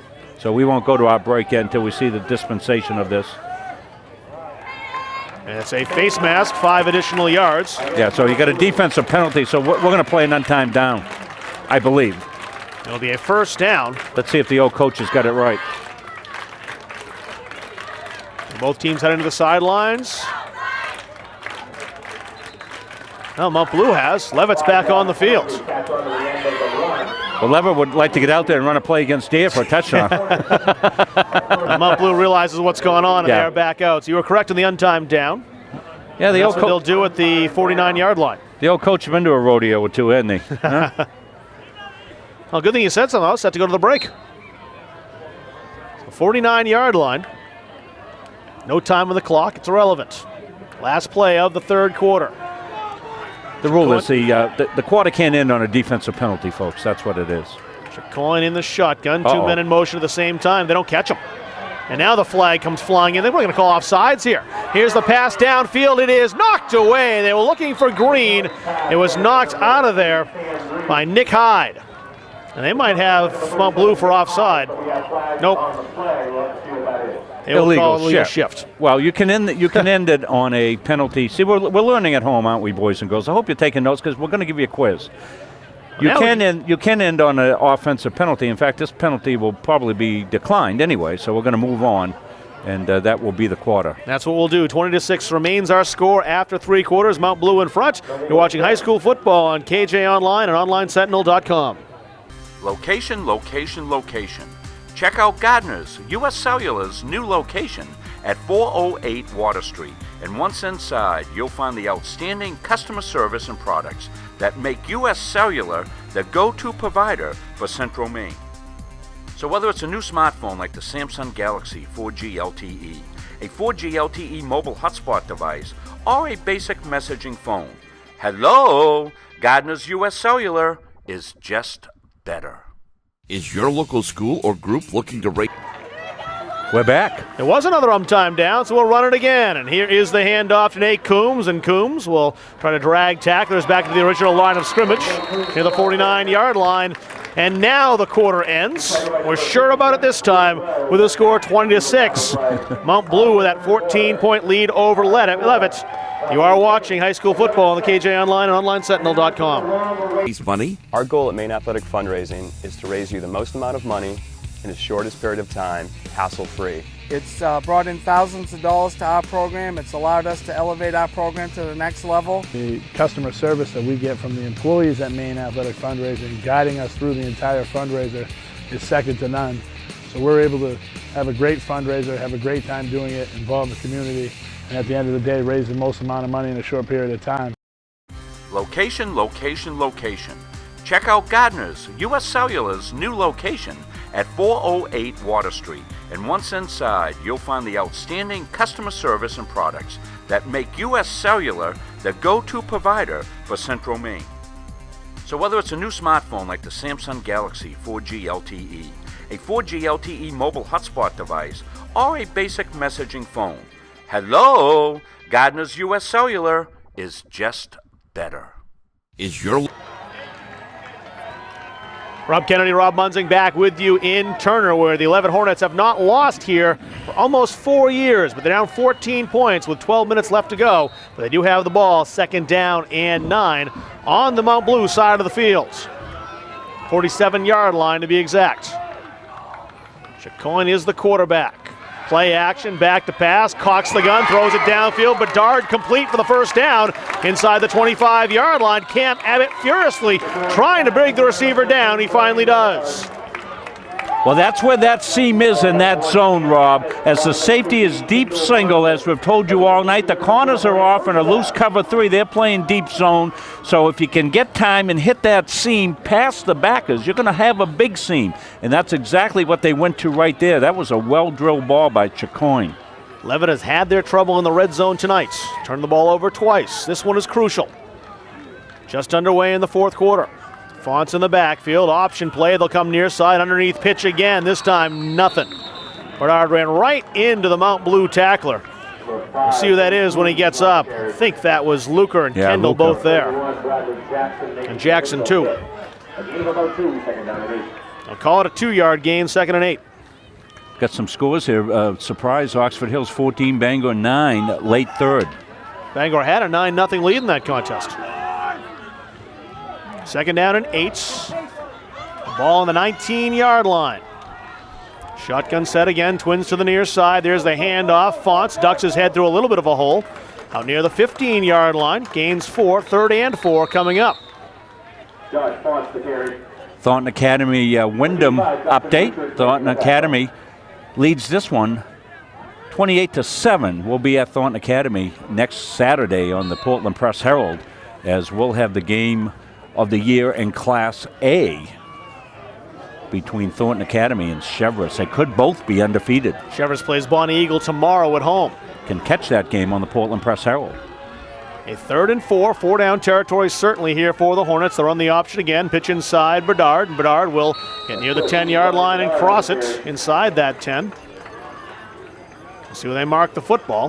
Looks like he does have enough for the first down. Clever little scheme they're running there as they come option there, and they make it look like they're going to run the outside option. At the last minute, they shovel pass up inside. That's a nice little scheme that they've got going there. But as Rob Kennedy told you just a bit ago, the moment of truth lies right now inside the 5-yard line, where they have not succeeded in the red zone. Say the ball's at the 4-yard line. Looks closer to the 9. Here's the 4. Yep, that's where he is. And the handoff this time to Coombs, and Coombs trying to go around the left side. Doesn't get much, taken down around the 10. Jackson again. Looks like he lost a yard, 2nd down and goal to go. Ball on the 9-yard line. The other thing, too, for Levitt is the clock is ticking here. Yes. They need 2 scores. Still a lot of time left, but you don't want to take too much, especially given the offense of Mount Blue. But Levitt's done well defensively, really, since the start of the 2nd quarter. Might be able to get a slant inside. I'm trying to see the wideouts if they're giving them a slant. Fonts lines up to the left of his quarterback, Chacoin. They'll go with the reverse this time. Bedard with it on the reverse, cutting back. Will get near the 5-yard line. Picks up about 4 yards, 3rd down and goal to go. Well, a little trickery there as they came to Bedard. He's their big play. They came out to the left side, then they ran a reverse, brought it back to Bedard. Well defended, actually, by the Cougars. And it's a 3rd down and goal coming up. 2-down territory, they need a score, so they're going to go for it. They've got 2 downs to get these 6 yards. Now, field goal does them no good whatsoever, so obviously they'll have to go twice if they don't score in the first one. Melanson wide to the near side. Coombs out there with him. Green to the far side. Fonts in the backfield. Bedard is in the slot. Chacoin with a football. He's looking end zone. A bullet almost intercepted. Went right into the hands of Luker. He was surprised to receive the football. Couldn't hold on. And a huge 4th down play coming up now for Levitt. Well, Luker was just where he's supposed to be on his drop there. Dropped off. Had the inside leverage and closed on it, but not able to pull it in. That would have been a killer for the Hornets, and they'd have been rejoicing all the way back to Mount Blue on that one, because that could have sealed it right there with that one. But one more play to live here for the Hornets on this drive. Really think they need to score given the amount of time left on the clock. They'll send trips to the far side now. Chacoin, the empty backfield. On 4th down, Chacoin a straight drop. He has some time. He looks into the end zone. It is a touchdown! Complete to Brian Bedard from 6 yards out. And the Hornets get the vital score they need. Big plays by big guys. Here's a big play guy. You see him right there, Brian Bedard. Big play guy all night long. Big play guy all career long here for the Hornets. I think Mount Blue probably figured he was going to involve himself in it, but Chacoin put it right in where only Bedard could get it. It's a perfectly thrown ball, a dart from Chacoin to Bedard.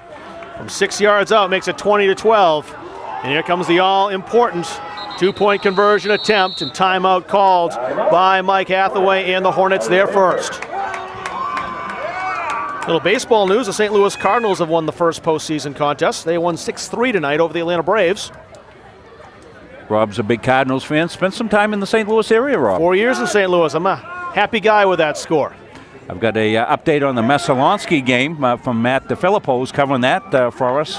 Messalonsky has the ball 1st and 10 at the Brunswick 14, 8:06 left in the 4th, and Brunswick leads 13-12. That's a big game in Easton A, as those teams are going neck and neck, Messalonsky and Brunswick. So that's an update on the score there. See if we get any other updates for you. That would really throw things kind of haywire in the PTC Class A, as Coney winning last week. If everyone wins this week, as far as Coney and Brunswick, Messalonsky loses, you have 3 teams now that are one-loss teams.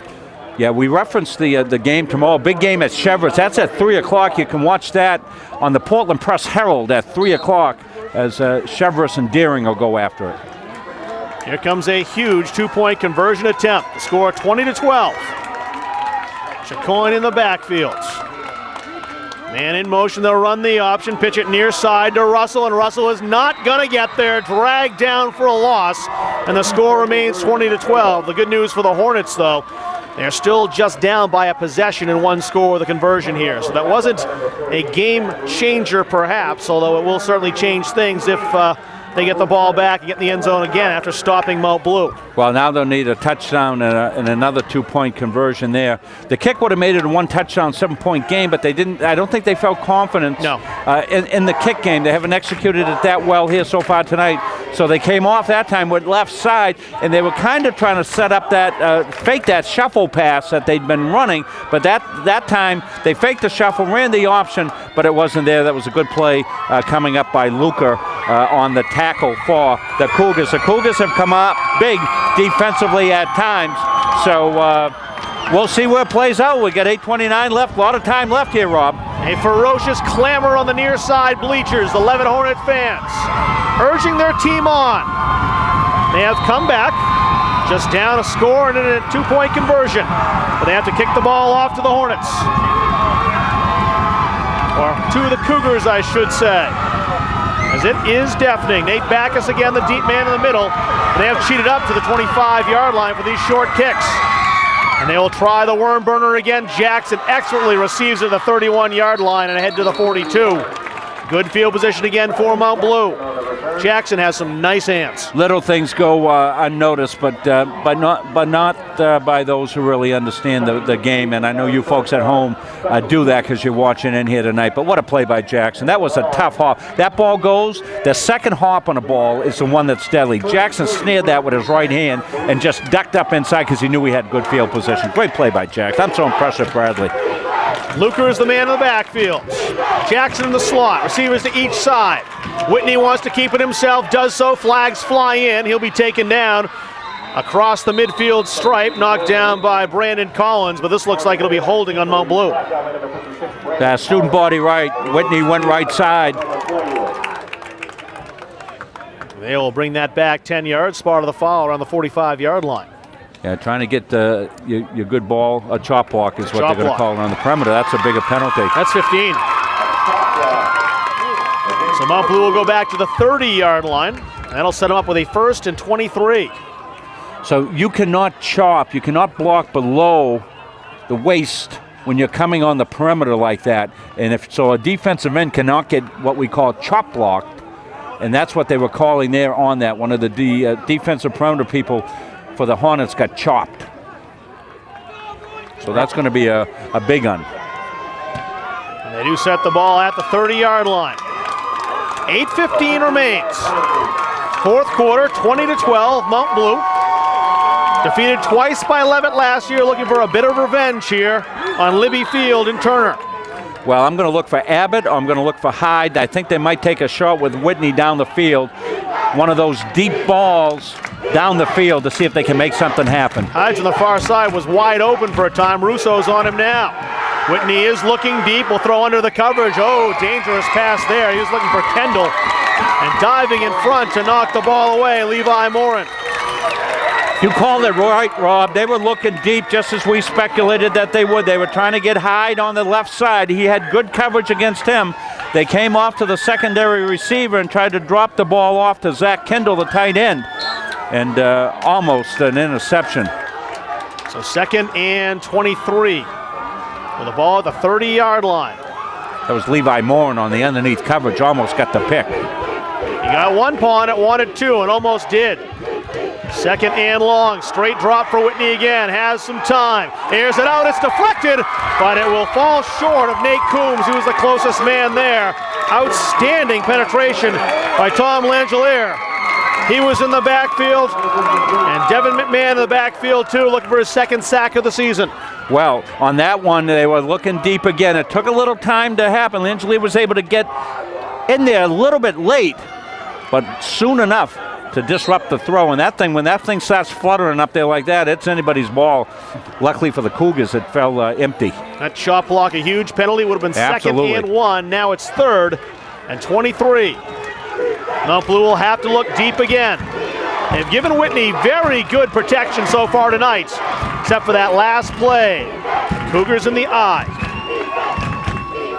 They will pitch it. This time it's Kalen Lucas, and Lucas won't get far, just to the 35-yard line. Well short of a first down. 4th down coming up. That was just to set up the punt, Coach Munzing. Yeah, Lucas on the toss left side.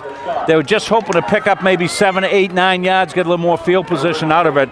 And with the 3rd and 25, they didn't want to risk anything there. They'll punt. Whitney to punt, punted away from Coombs last time. He's done a masterful job with that right foot. Clock rolling at 7:20. Levitt down 8, about to get the football back. Here comes a rush and a booming punt by Whitney. Fair catch signaled for and made at the 26-yard line. And again, you see the value of Jordan Whitney, not just as a quarterback, but as a punter as well. Boy, you know, we cover a lot of teams, Rob, you and I similar, that we've seen those types of athletes. You know, the quarterback, the defensive back, the kickoff guy, Dennis Meehan comes to mind for the Gardner Tigers, sure, doing all of that. Whitney, of course, up here for the Cougars, does all of that. It's fantastic. It's the old, triple kind of threat guy. He can do it all. So it's 1st down at the 26-yard line.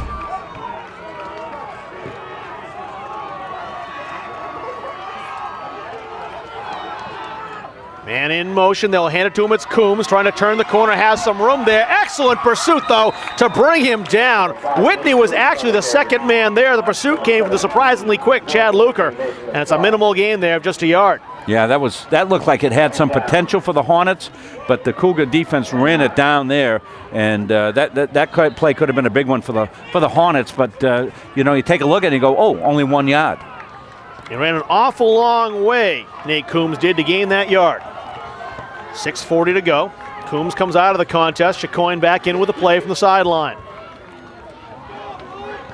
The Hornets were down quickly, 14-0. But have really come back well since.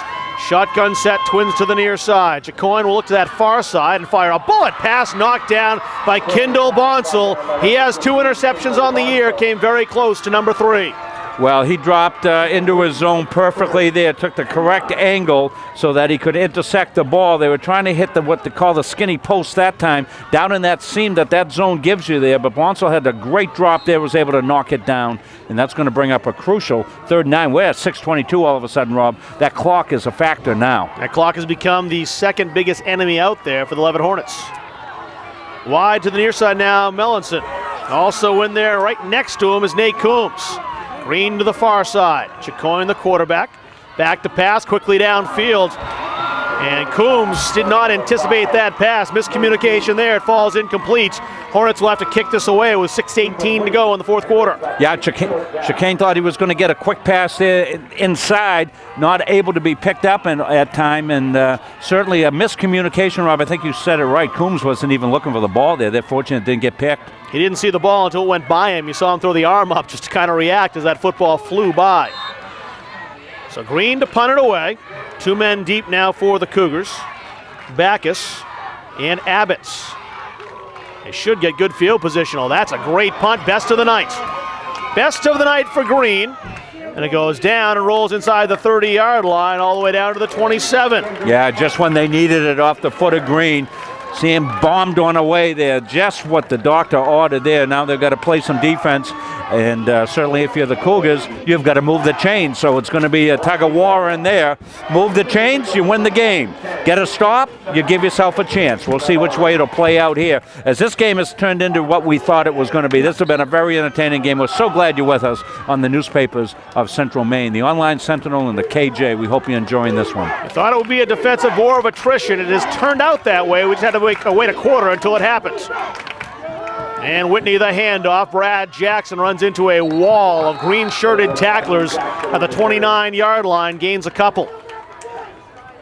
Tough sledding there. The most important thing, though, for the Cougars, get that clock running. We cross the halfway point of this fourth quarter.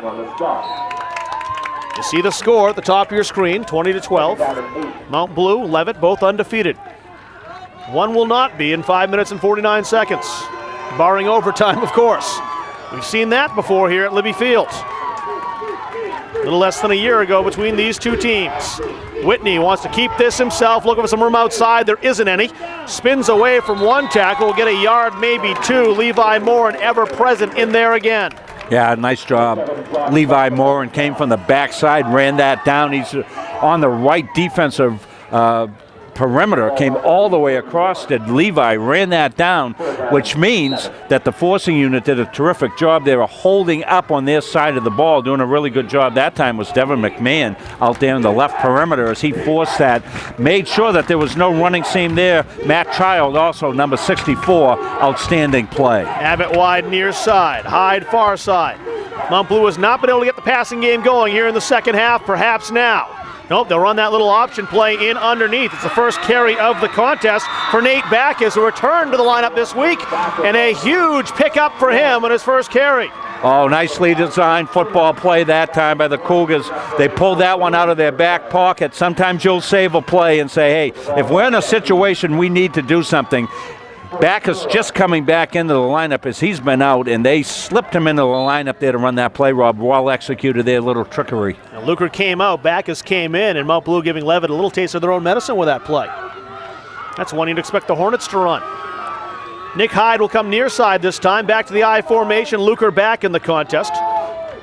And that is Lucas, the tailback. They'll pitch to him. He's got a good head of steam as he heads toward midfield and crosses it. Taken down by the 49-yard line.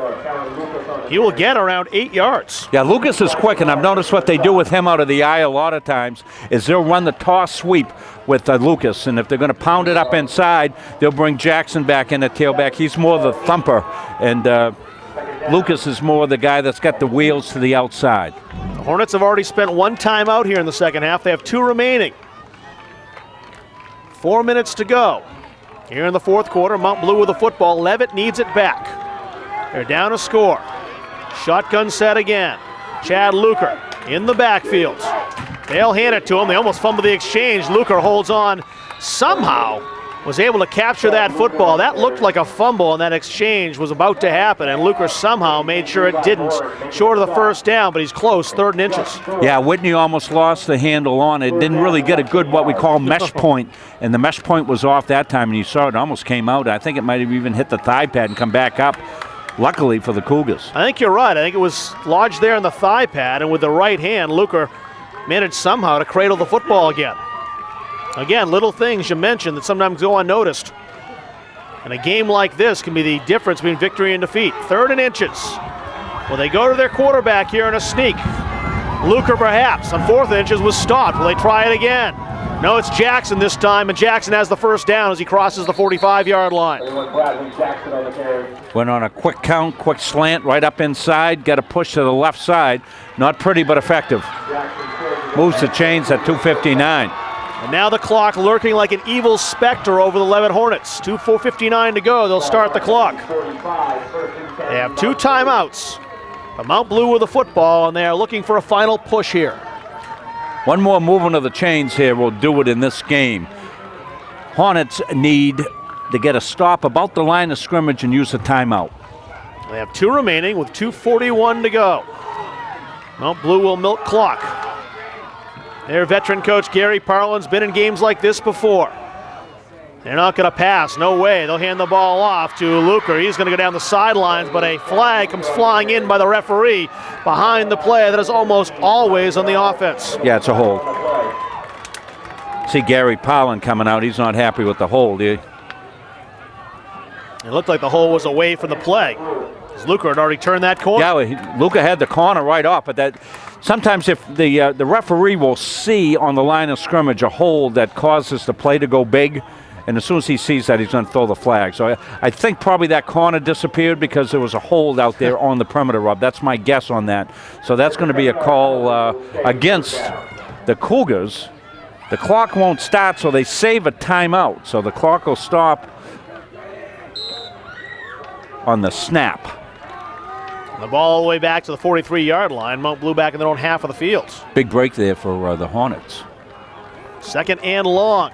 Cougars, 23, in fact. Cougars still run the ball here. Yeah, you won't throw. Got to run the ball here. Make them burn the timeouts. I'm sure will be the strategy.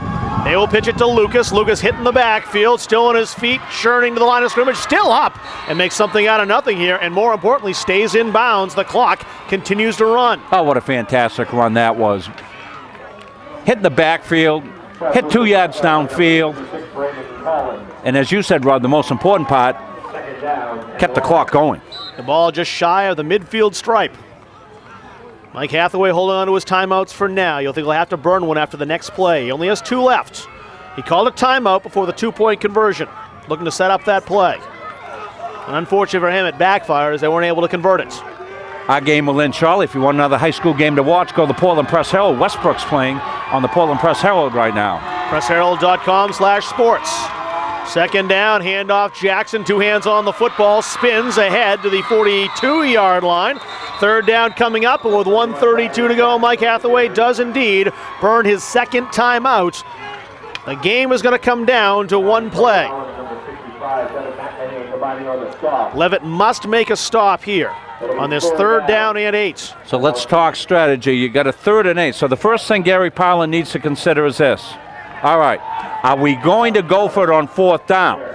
Because they're at the 43-yard line. So that's the first consideration. You make a determination there that you are or aren't. I'm not going to go for it. I'm going to punt the football if we don't get the first down. So now what does that mean? You've got one play. So who's your best football player right now? Jordan Whitney. So you put it in your best football player's hands and you let him create. So most probably what they're going to do, I think you're going to get a run-pass option with Jordan Whitney. You're going to give him a chance to make a play, a good football player, make a good decision, a senior leader for you. Let him dictate this play with a run-pass option, and we'll see. The ball's right in the middle of the field. They can go either way on this. So we'll see what they decide to do. They need 7 yards, what they're calling it. It's a long 7. 1:32 to go. A fired-up Cougars team takes the field. A determined Hornets team there to meet them. The game comes down to this play. If Mount Blue converts, it is over. I formation. Abbott to the near side. They'll hand it off. No. Whitney taking it around the corner. Jordan Whitney down the sidelines. He has the first down. Game, set, match Cougars unless they get a turnover here. Levitt needs a takeaway badly. You called that, Coach. Well, it was the old power rip keep. Put it in the hands of your best player, you said. All. Well, you read Gary Parlin's mind. That's what he did. You know, it's I went the opposite sidelines from Coach Parlin a lot of time. Coach Parlin knows his stuff, and he learned from the great one, Ray Caldwell, as well. And you just, if you're going to get beat in a football game, you want to get beat giving your best guys an opportunity to make a football play, and that's exactly what they did. Referee stops the clock with exactly 60 ticks left. They're going over to the sideline. I don't know if they're talking to Coach Parlin over there or the chain gang. The officials take the timeout. Can't believe what, we'll try to get a view over there. Anybody can read lips at home. Tweet me what they're talking about, will you please? Oh, they're on the chain gang here. That's what it was. The chain's tangled. They moved the chains. The chain got tangled. They got to fix it up. I'm not sure if that's much of a break for the Hornets again with just one timeout left. Jeff Mertzel over there controlling things. They must get a strip here or hope for a fumble, some sort of miracle. Well, the Patriots almost pulled that off against Arizona. Of course, they missed the field goal at the end of the game, but just a weird late fumble. Perhaps Levitt can have the same kind of fortune smile on them. Not going to happen, Rob. They're going to be in victory formation. They'll come out, they'll take a knee. And Mike Hathaway not going to use that last timeout yet, maybe after this one. 34 seconds left. They will hand the ball off to Luker right up the gut. Luker continuing with it. Goes ahead to the 25-yard line. Bit surprising there that go with that, or the 15-yard line is where he is. Clock stops in the first down with 27 seconds left to go. Well, that should do it. Across the way, the Mount Blue faithful understand the significance of that run right there. And as they went through, they put their hands on two arms over the football there. This is a big win for the Mount Blue Cougars here, as they have changed the pecking order here in Class B East, Rob Kennedy, with this signature win here tonight. A hard-fought battle. You know, Rob, I don't think anybody is going to be at all surprised that these two teams have another rematch again this year, because I think when you look, you and I see a lot of Class B East football. Tons. These two teams are a notch above the next couple of teams. Yeah, the next couple of teams down, you've got Gardner and Waterville and Hamden. Probably Hamden, Gardner, Waterville, since Hamden beat Gardner last week. In that next tier, Brewer may be in that as a 4-pack, but these two teams are the two top teams here, and I think most of the folks that follow Class B East figured this would be a tightly contested game. And it was. It was a well-played football game, a well-officiated football game as well. A hug from Abbott to Luker as they break the huddle. They're fired up. Victory formation now for Gary Parlin and the Cougars. One snap will do it, and it does. They will shake hands like gentlemen, both on the line of scrimmage and after the game. A very well-played contest between two very good teams. But for the first time since 2008, the Levitt Hornets are defeated in a conference game. The final score here in Turner, Mount Blue 20, Levitt 12. We will be back to recap right after this. You are watching high school football on the KJ Online and OnlineSentinel.com. Local school or group looking to raise money? Our goal at Maine Athletic Fundraising is to raise you the most amount of money in the shortest period of time, hassle-free. It's brought in thousands of dollars to our program. It's allowed us to elevate our program to the next level. The customer service that we get from the employees at Maine Athletic Fundraising, guiding us through the entire fundraiser, is second to none. So we're able to have a great fundraiser, have a great time doing it, involve the community, and at the end of the day, raise the most amount of money in a short period of time. Location, location, location. Check out Gardner's, U.S. Cellular's new location at 408 Water Street. And once inside, you'll find the outstanding customer service and products that make U.S. Cellular the go-to provider for Central Maine. So whether it's a new smartphone like the Samsung Galaxy 4G LTE, a 4G LTE mobile hotspot device, or a basic messaging phone, hello, Gardner's U.S. Cellular is just better. Alongside Rob Munzing, I'm Rob Kennedy, back with you at Libby Field in Turner. Final score tonight, 2012. Mount Blue with a victory over Levitt, and it turned into the defensive game we expected, but it took a little while for that to happen. It certainly did, Rob, and it was a good, solid, hard-hitting, cleanly played game. A credit to the game of football. They had a beautiful night to play, and a couple of blemishes on the game, a couple of turnovers. That usually comes down to hard-fought games, and that's what you got. Levitt's going to leave this game, and they're going to think, we we had a couple of great opportunities that we did not cash in on. 2 in particular, first and goal at the 4 in the first and 10.5 at the 10.5 yard line. Both resulted in non-scoring opportunities here as they turned the ball over. Mount Blue knows they're in a battle here tonight. They get the monkey off their back. They get a little revenge for the double overtime loss in the playoffs last year, the 2 losses last year. And, it's just a really good, solid game against 2 proud programs. And we're just tickled that we were able to bring it to you. And again, I can't thank my fine friends down at U.S. Cellular in Gardner, because Rob Kenny and I were looking forward to doing this game.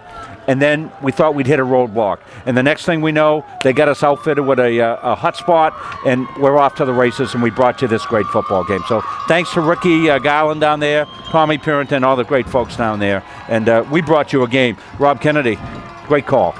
Thanks very much. It was a great game to call, especially in the early going as you watch the lineup here. The respect's evident between these two teams, and there are the celebrating Mount Blue Cougars here. Very happy to make that. Well, it's not going to seem like a very long drive back to Farmington tonight, and they certainly started quickly. The game was only 39 seconds old when Jordan Whitney fired a 41-yard touchdown pass to Cam Abbott. Hickey made the extra point, 7-0 to score. And then 2 minutes and 39 seconds into the contest, it was 14-0. Where did this offense come from? And it was a big play again. Chad Luker, 73-yard touchdown run, outpacing the entire Levit defense. An extra point by Hickey was good, 14-0. But back came the Hornets, a long surgical drive capped off on a Brian Bedard 1-yard run. The kick was blocked. That made it 14-6. In the second quarter, one score to talk about by the Mount Blue Cougars, and that was a 32-yard touchdown pass from Whitney to Hyde. Nick Hyde on the receiving end. The kick was no good, 20-6 the score at the half. And one score in the fourth quarter, a pass from Tyler Chicoine to Bedard, 6-yard pass. The rush was no good, 20-12 was the score at the time, and that's the way it ended. 20-12 the final score here, Mount Blue over Levit. We have some other interesting scores to talk about tonight as well.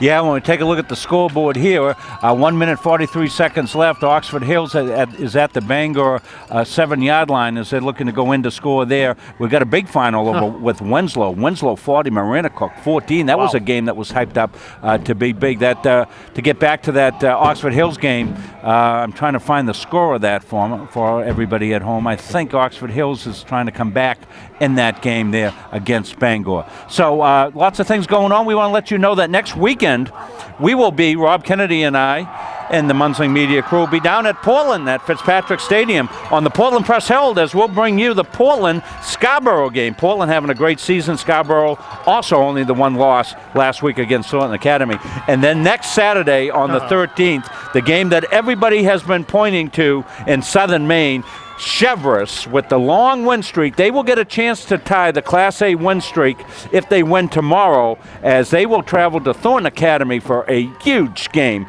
And we will be down at Thornton Academy on the pages of the Portland Press Herald for that one. You can check out all our action next week on the Portland Press Herald. And then we'll be back the following weekend as we will have the Gardner-Levitt game, and that game is suddenly a very important game as well for playoff seedings. We'll have that game from Hokefield and Gardner. And then you know what, Rob Kennedy? It's playoff time. It's playoff time. And as we get ready for the playoffs, who knows what's going on. You see our Travis Lazajic down on the field. You can read Travis's great report on this game in the newspaper, the print or the online editions tomorrow. Well, I want to thank everybody here. Rob Kennedy, great call on the play-by-play. Nate Munsing on the camera. Brittany Bourgeois running the production for us, and all our fans out there around the world.